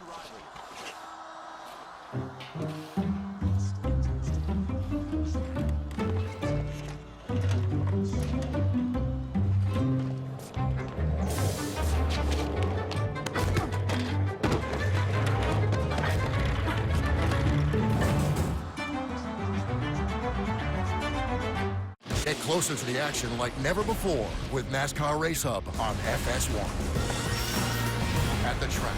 Looks like Superman won. In the shop. Catching up with Joey Logano. On the headsets and behind the scenes. Every night, the place to be. All season long. Hear the story from the drivers who lived it. That's how tough the track was to drive. And get the ultimate setup from the legends of the sport. You can't script it. There's certain things out of your control. NASCAR Race Hub. Weeknights at 6 Eastern on FS1. How about Matt Kenseth in the 20? He's overcome 2 speeding penalties today for battle for 5th. Now, Ryan Newman's car was pushed at a brisk pace to the garage, indicating they want to fix that and get him back out there. They lost the battery. Newman said it got down to about 10.5 volts, was dropping fast, and they elected, or couldn't, change that out on pit road. Yeah, I think you could change it on the green, maybe lose 3 or 4 laps. And let me show you with our Ford Cutaway car how easy that is to change. It's located right there in front of the left rear tire. And you see that right there? That's just like a quick disconnect. So you take that aluminum door off, after taking the left rear tire off, slide that battery out, slide one in, throw the left rear tire on, and just go. 3 to 4 laps maximum, I think you would lose. Yeah, we're going to have to get a little bit more explanation as to why they couldn't do that or didn't have that battery out on pit road. They didn't have a battery in the pits. Yeah. Some teams will actually have 2 batteries, have a backup battery in case something like this happens. But you said something that almost shocked me there a second ago. Matt Kenseth's running 5th. Yeah. Yes. I mean, we haven't mentioned Matt, I don't think, much all day, and here he is late in the day, going, you know, late in a 500-miler, and he shows up. Isn't that Matt Kenseth's style, though? He just kind of rides along there. You go, where did he come from? This race is 296 laps down. He spent 211 of them 1 or more laps behind. Vince? Yeah, it's been a bit of a battle for that 20 car, but they've been working on it all day long, trying to get the right balance. Remember, he was really good here last year, led 47 laps, but got a penalty on pit road, went a couple of laps down, ended up 19th. Not indicative of how good they were, and they were pretty confident coming in that they would be competitive. It's taken them a while to get there, but that's why they run 500 miles, right? You use them all. Absolutely. Jamie, it's rather shocking that Ryan Newman would be still in the garage if it's just a battery. Right, and that's what they're thinking, that maybe the alternator failed as well. Luke Lambert, the crew chief, told me he didn't have a battery in the pits, but he also said we knew we would have to jack it up too high to do it out on pit road. So they knew they had to bring it back to the garage. They're going to put a new battery and see if that works. If it doesn't, they're done. All I know is I got a lot of homework to do before we get to Vegas. Yes, I got to figure out why you have to jack it up high to get that left rear tire off and to open the battery door. It sounds to me like they've decided to put their battery in a different location than most teams to try to get the center of gravity lower. Remember the underbody packages that everybody's working on? It could very well have something to do with that. I think you may have nailed it right there, DW. Might be why those cars are pretty fast right now, It might be. Boys, Brad Keselowski is coming. He just passed Kyle Larson for 3rd. And now we see Martin Truex underneath Kurt Busch. This is for 7th place.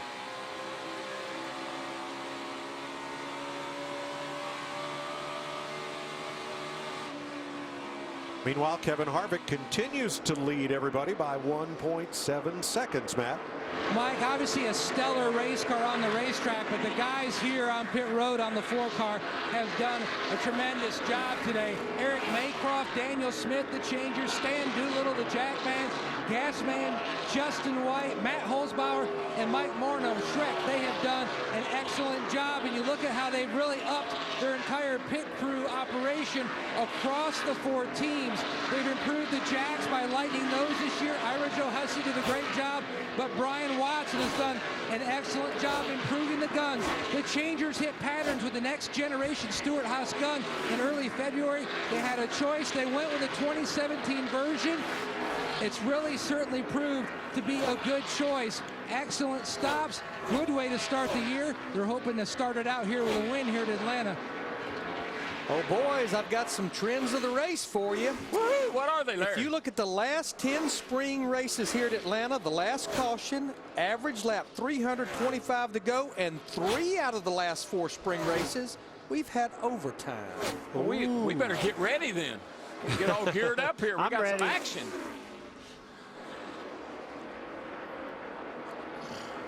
Fifth place, Kenseth and Dillon. They're running about 6 seconds behind leader Kevin Harvick. Certainly Kevin Harvick doesn't want to see that trend continue, Larry Mack, because, man, has he dominated this race today.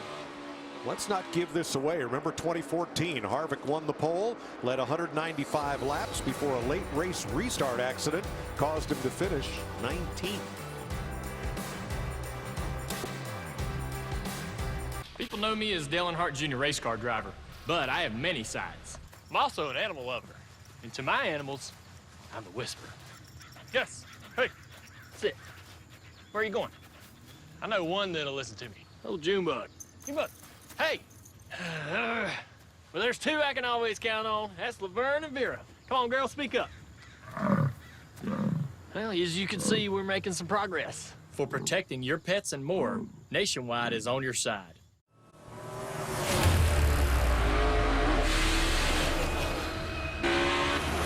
Got it, got it. Burn down, bud, burn down. Sit behind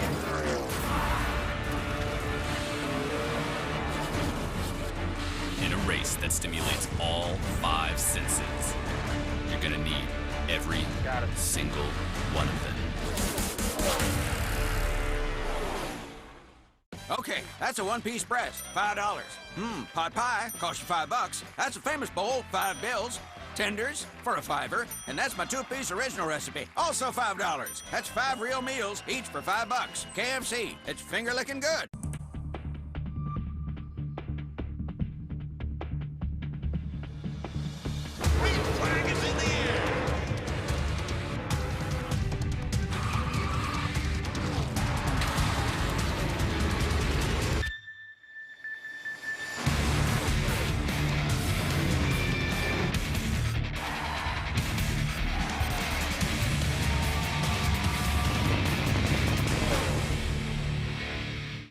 The stage is set for an act of redemption.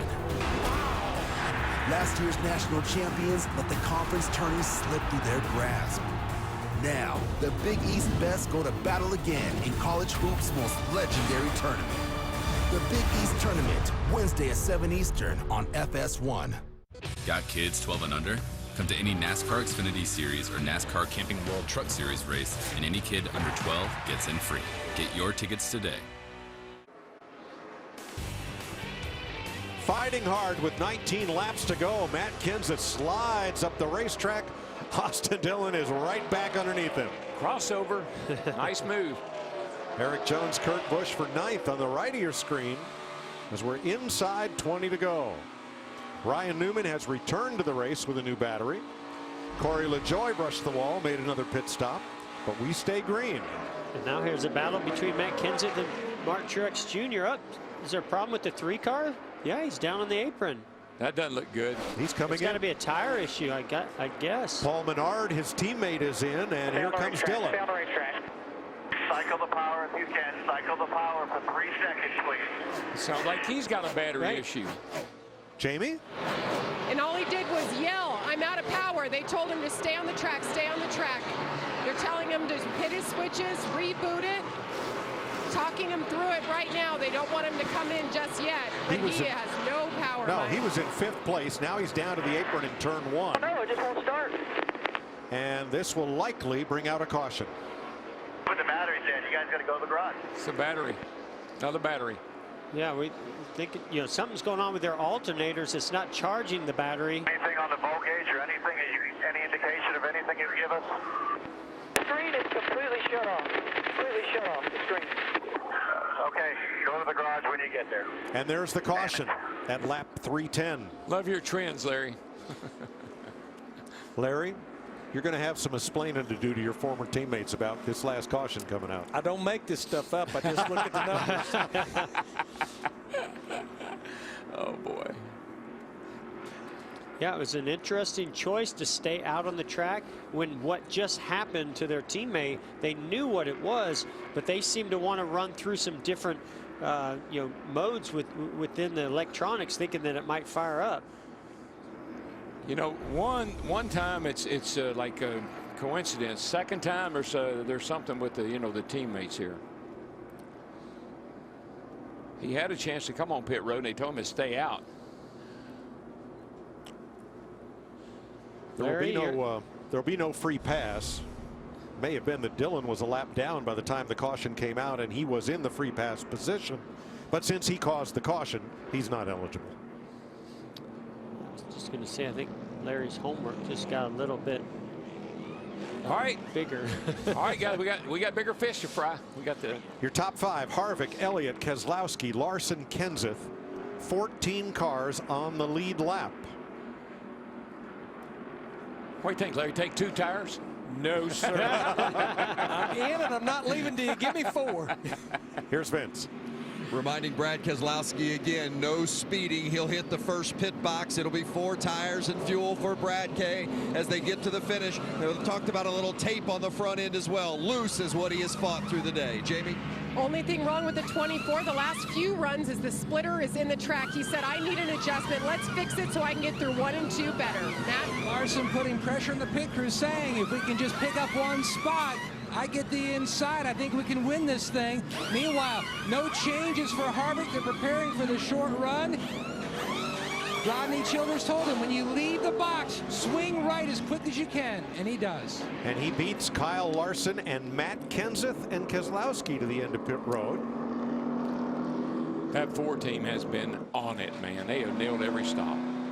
But look at the nice pickup by Kyle Larson and Matt Kenseth. And for Casey Kane, he's a +5.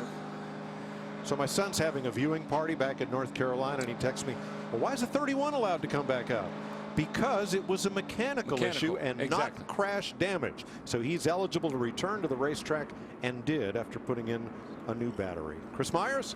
Well, Mike, you said battery's an issue with the Richard Childress racing cars, but all day speeding penalties, 9, with 7 different drivers having an effect on this race. And remember, they increased the speeding sections on pit road by nearly double. So these drivers are pushing for every mile an hour they can possibly get, pushing it too far. There was only 1 speeding penalty for the entire Atlanta race last year. The frustration of crew chiefs. It put Jimmy Johnson and his effort to win 3 straight Atlanta races, which has never been done, out the window. And just moments ago, the Kevin Harvick crew, the pit stop, that's his 9th stop of the day, first out of the pits. He's dominated this race. They've certainly done their part. No doubt. And that team has been on it all day long. And just think about that. All these speeding penalties.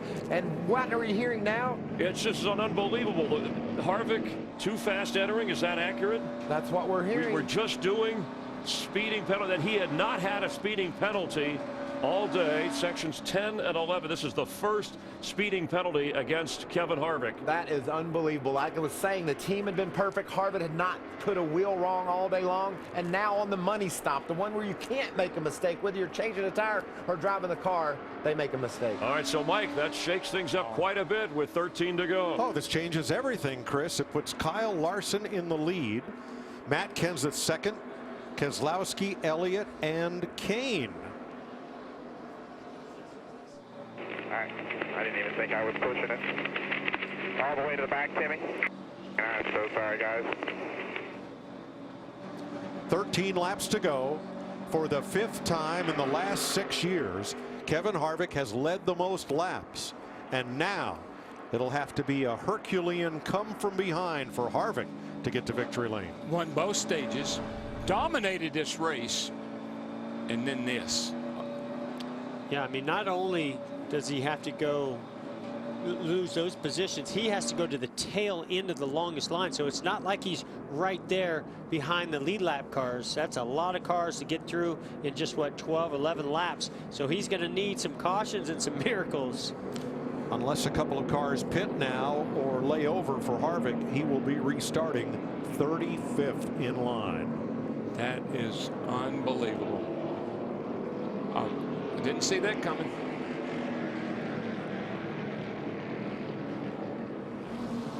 Now, Jimmy Johnson took the wave around, but then pitted, so he will be held a lap to take away the lap he gained with the wave around.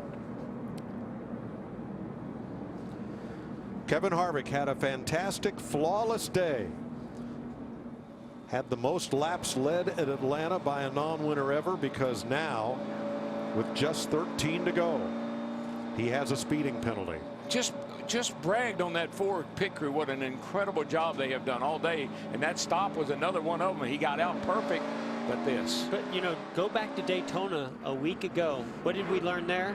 It's all about the last lap. Look what happened with Kurt Busch to win the Daytona 500. All he had to do was lead 1 lap, the last lap, to win that race. But it's why we call it the money stop. I mean, it truly is a lot of pressure on everybody.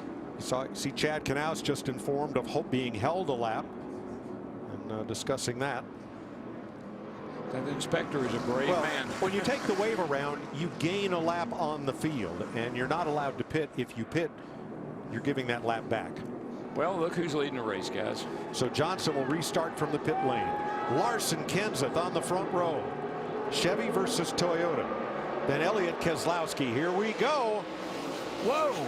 Boy, Keselowski had that 42 sideways there for a second. Uh-oh, Chase got a terrible restart.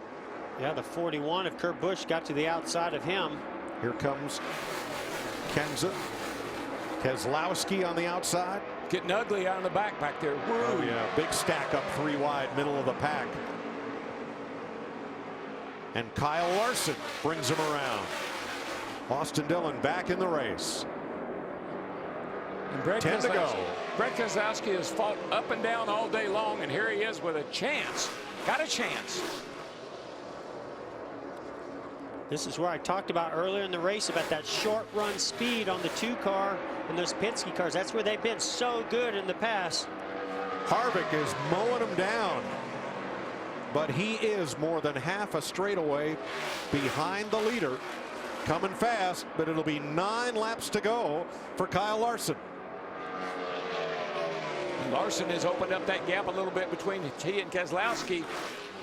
Oh, Larson went high that time. He'd been running the bottom, but he moved up in a higher lane there, Jeff, that time. Yeah, Did that help him? The 2 of Keselowski ran the higher lane the time before that. Keselowski's just going to go wherever Larson doesn't, all the way here to the finish.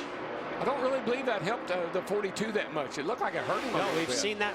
That hurt Harvick earlier as well. Been running the bottom all day. Stick to it. Now watch, he'll go back to the bottom. I bet the 2 goes to the top. 3 drivers just ran their fastest lap of the race. Larson, Kenseth, and Kane. What is he doing? Why is he doing that? that? The 2 cars going to get there. My. I would have stuck on the bottom. The 42's been good down there all day. I don't know if maybe he felt something where the car was a little bit too tight on this run. He didn't feel as comfortable down there. I'll be really surprised if he doesn't go down there this time. And look at the 2 get a great run off of turn 4. Let's see what he does. Chip Ganassi watching. No, sir. No, he doesn't. He sticks to that high line. I just don't understand this. But that's his happy place, up top. He hadn't been up there all day. Yeah, but I know. Look at this. At 2 now has position on him. That's going to definitely change this up. He's going to go up top, see if he can't get a big run from the top off of turn 4. Clear by 2. 6 laps to go. Clear by 3. Boy, that's music to Brad Keselowski's ears. What an incredible comeback from the 2 of Brad Keselowski. Now he goes up high and the 42 goes low. The 42 would be leading this race if it just stayed on the bottom. Did you see how the 2-car Keselowski's turned right in the middle of the corner to get back down to the bottom? Kevin Harvick has climbed to 11th, but he's still 5.5 seconds back of the lead, and it'll be 5 laps to go. What a day for Keselowski. They made an extra pit stop to tighten a wheel. Did you count them out? At your own peril, you did.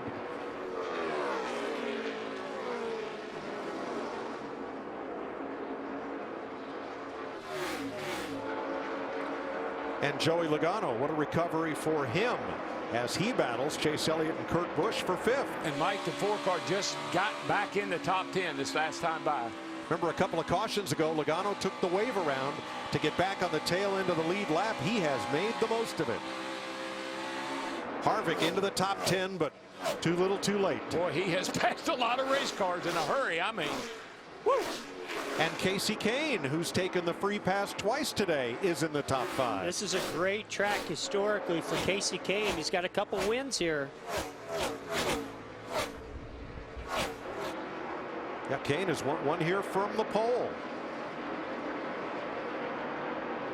It's just an incredible. The guys in front of the field, Keselowski, even Matt Kenseth, Casey Kane, these guys all had trouble earlier in the day, and here they are all in the top 5. Kyle Larson at Daytona passed for the win on the last lap, ran out of gas. At Homestead was leading with 3 to go.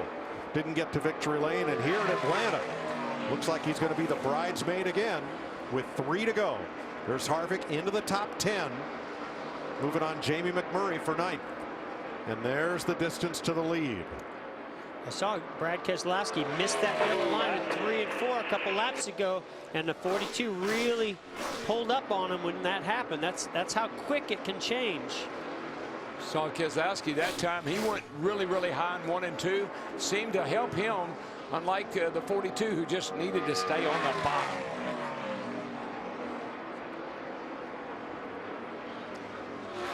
And the white flag waves. We'll have 1 lap to go. Sponsored by Credit One Bank.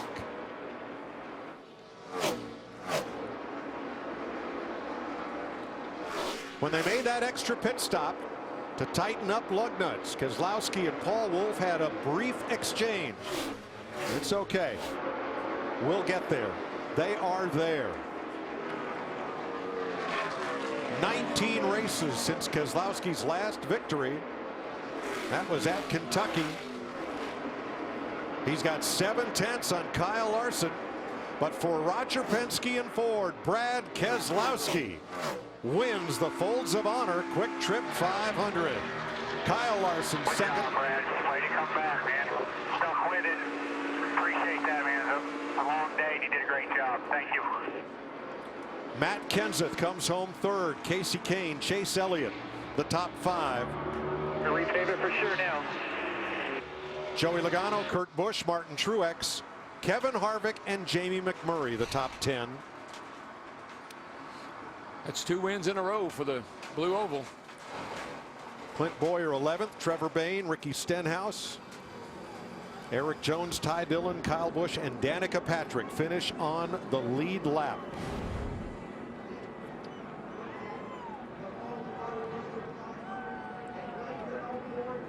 Brad Keselowski taking home the American flag.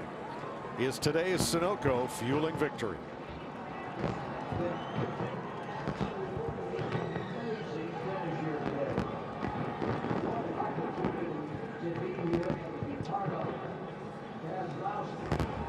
I love it. He wanted to make sure that flag was flying perfectly.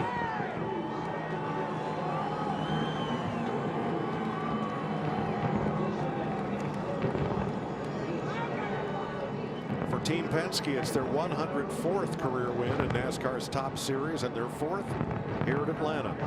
And for Ford, who's pretty well dominated this track over the years, it's their 30th Atlanta win, and they are 2 for 2 in 2017.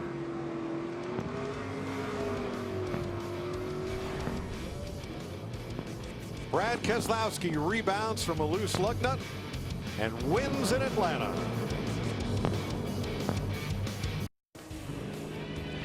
Fireworks for Brad Keselowski, made up 13 spots over the last 58 laps. His first win in Atlanta in his 9th try, and 4. There's Joey Logano congratulating his Penske teammate.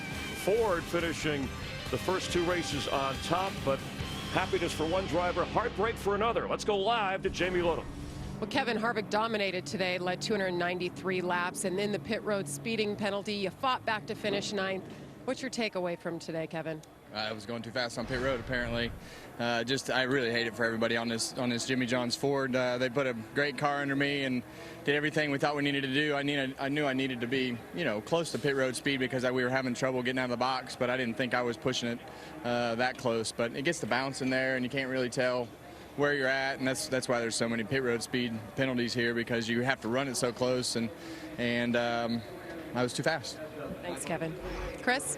All right, thank you. A number of drivers with speeding penalties on pit road and had to overcome a lot. Brad Keselowski, an 8-1 choice in Las Vegas for the Atlanta race in victory lane, and fitting that he wins the Folds of Honor Quiktrip, because he has said that if he didn't race, he would have enlisted, and he has a checkered flag foundation that honors military personnel and first responders. As we check and look in on the winner, the unofficial results: Kyle Larson finishing 2nd. Matt Kenseth still winless in Atlanta. What a rebound by Matt Kenseth and Casey Kane. Chase Elliott strong all day long. Joey Logano, also another guy who was able to fight back to the front. Harvick all the way to 9th. Kurt Busch, your Daytona 500 winner, with a strong finish in this race. Kyle Busch, who had a busy weekend racing in the Xfinity and the trucks, winding up in the top 20. And let's check in with Matt Yoakum in victory lane. Back in 2016, Team Penske won 2 of the 3 low downforce package races. And starting off 17 on a great note, but what great confidence you showed in this team battling back.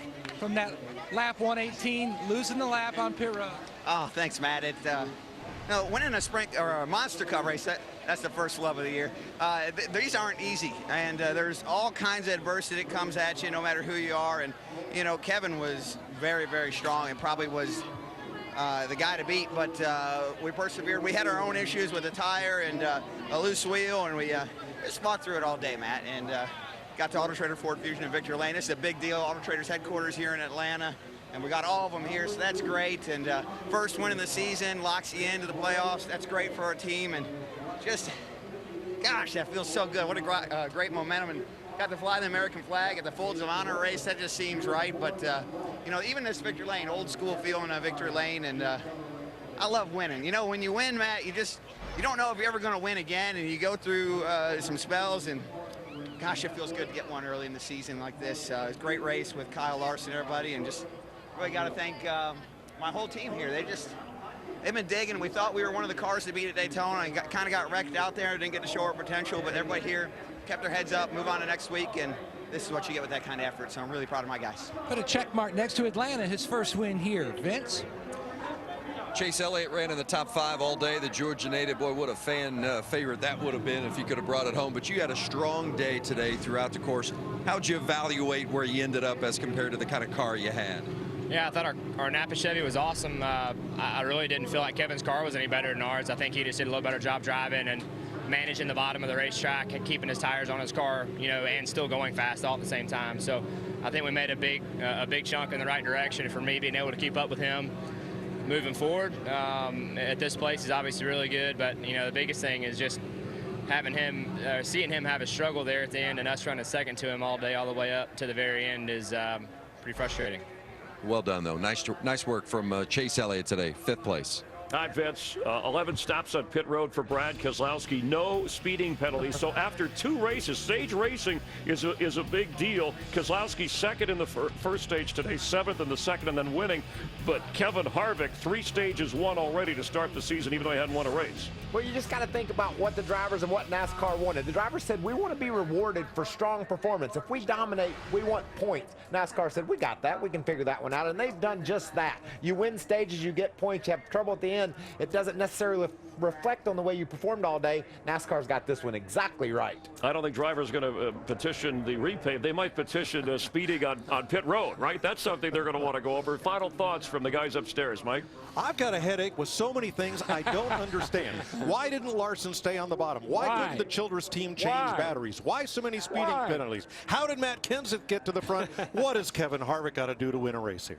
So many incredible storylines today. Certainly congratulations to Brad Keselowski to persevere, as well as make that pass on Kyle Larson. I know Kyle gave him the opening, but he still had to make it happen. But boy, you can't help your heart go out to Kevin Harvick coming so close to getting that win. Mike, there's an old school rule. Don't take the hats to victory circle before the race is over with. I think we saw that. I think we saw the reason why tonight. But the silver lining end of the day, Kevin Harvick's our points leader from those stage wins. That's right. He didn't go home empty-handed. He does have something. He's in the front of the points. Here's Vince Welch. Kyle Larson finishes second. You led the race in the late stages. You chose to go high in 1 and 2. Brad took the low line. Seemed like he made up a little ground. What was behind the decision there? I raced around Brad a lot throughout the day, and you know, anytime I was in front of him on the short runs, he'd drive around me up top, and so I knew I was going to have to take his line away on that start there after a couple laps, and tried. I just didn't have enough grip, you know, out there in the lead, and or not as much as I'd hoped. So he did a good job, you know, being a lane lower than me and getting to my inside. So, you know, disappointed we didn't get the win, but happy, you know, about our second place run at a mile and a half where I struggle at. So, you know, can't thank everybody at the shop enough. You know, the Fab Shop for building great race cars, Hendrick Engines for supplying us with great engines, and had a blast today. The Target Chevy was good. I ran the bottom a lot, which is not typically something I do. So it was a lot of fun to learn how to, you know, kind of use both feet to get around the bottom and you do a good job of that. Nice job. Kyle Larson, second place. We heard Kyle's explanation. You've observed. We know the result. Worth a second guess here? I don't know. Brad Keselowski is so fast on the short run. Jeff Gordon pointed that out early in the day. Kyle knew exactly what Brad had and what he was going to have to do to keep him behind him. He decided to run the high line. He didn't think he could hold him off on the bottom. He made a judgment call. I believe in Kyle Larson. I think he's going to win a lot of races, but he just got beat by a faster car on the short haul today, Chris. Yeah, and Brad Keselowski, his day, Kevin Harvick, an unfortunate mishap. I mean, he had never been lower than 4th before the issue with 14 to go. That opened the door for the 2-car. More from Atlanta in a moment. Here in Atlanta, Rodney Childers, the crew chief, consoling driver Kevin Harvick. 2nd most laps led in a race ever for Harvick, but it ends without a victory. There's Roger Penske, the owner, congratulating the victorious Brad Keselowski. Casey Kane, a good run in Atlanta, finishing 4th. Jamie is with him. What an eventful day for Casey Kane. It seemed like you guys had good speed all weekend, but then you got a lap down. You were trapped there for a while, and once you got it back, what'd you feel and see in your car and your team? Well, we started really slow. I was so loose, and the adjustments were perfect today. Fixed the car. Keith and the engineers, they did a great job of making the car better, a lot better at that. And but then we were behind, so it's you just battle long runs. It was tough, but we got the car a lot better. And then the pit stops were perfect there. We finally got the lucky dog, Matt. I had to battle Matt for that for a while, and he was fast. I knew he'd go to the front once he got it. But then once we got it, we did the same thing, and just had a great car. And the pit stop was our final pit stop, took us from 11th to 6th. That was key for a top 5, so that was really, really good. Great job all around. Casey Kane brings it home 4th. Well, the guys up in the booth said, storylines. How did Matt Kenseth get to the front? You earned this one today. How did you get there? We had a good race car. Walt Camry was really decent all day. It's just whatever happened with our calculations on pit road speed. We got a couple penalties, got us a lap down, and just took about 3 hours to get our lap back. So once we finally got it back and got up front, we made a couple adjustments on it, and we were pretty decent. Just those guys got by me on the initial restart. It's hard to get rolling on that top lane, and just didn't have enough laps to get up there and quite race with them. Nice work from the 20 team today. Matt Kenseth now 0 for 29 in his career in Atlanta with all he's accomplished. Has a birthday coming up, but a good run for him. It's onto the West Coast swing after the first 2 races. So Las Vegas, by the way, we pick up where Brad Keselowski's won 2 of the last 3 races there. And then we head over to Phoenix, where Kevin Harvick's always been strong. This 2017 season has started off with a bang. Just think about Daytona. Kurt Busch leads only 1 lap, the last one, to grab the victory. Today, Brad Keselowski swipes one away from Kevin Harvick when he had those troubles late. I don't know what to expect heading west, but I know this new aerodynamic package on those 3 diversely different tracks is going to be interesting to follow. Well, you talked about championship drivers being able to handle this track, and certainly Brad Keselowski did that. The speeding penalties, and he didn't have one, by the way, the 10 that we had, a number 8 drivers, and of course Kevin Harvick doing him in the end. You would say, hey, common sense, 45 miles per hour, slow down when you get down there. Not that easy. No, it isn't that easy, because Kevin Harvick was trying to balance getting out of his pit stall. Remember, he said, I spun my tires. I knew I needed to be right on this pit road speed in order to take advantage of getting out of my pit and keeping the lead. Keeping the lead, Chris, was key. No matter if you have the dominant car or not, you get stuck on that outside on a restart, you'll lose ground. Well, certainly Ford has sent a clear message that they're the manufacturer to watch to start this 2017 season. A good look from above at Atlanta Motor Speedway tonight on Fox. It's Bob's Burgers. Later, The Simpsons, Family Guy, and The Last Man on Earth. The winter premiere. Don't forget, next Sunday, Victory Lane coming up tonight on FS1 at 11 Eastern, and we'll be coming to you from Las Vegas Motor Speedway, then on to Phoenix, and then the Auto Club in Fontana, California, the West Coast swing.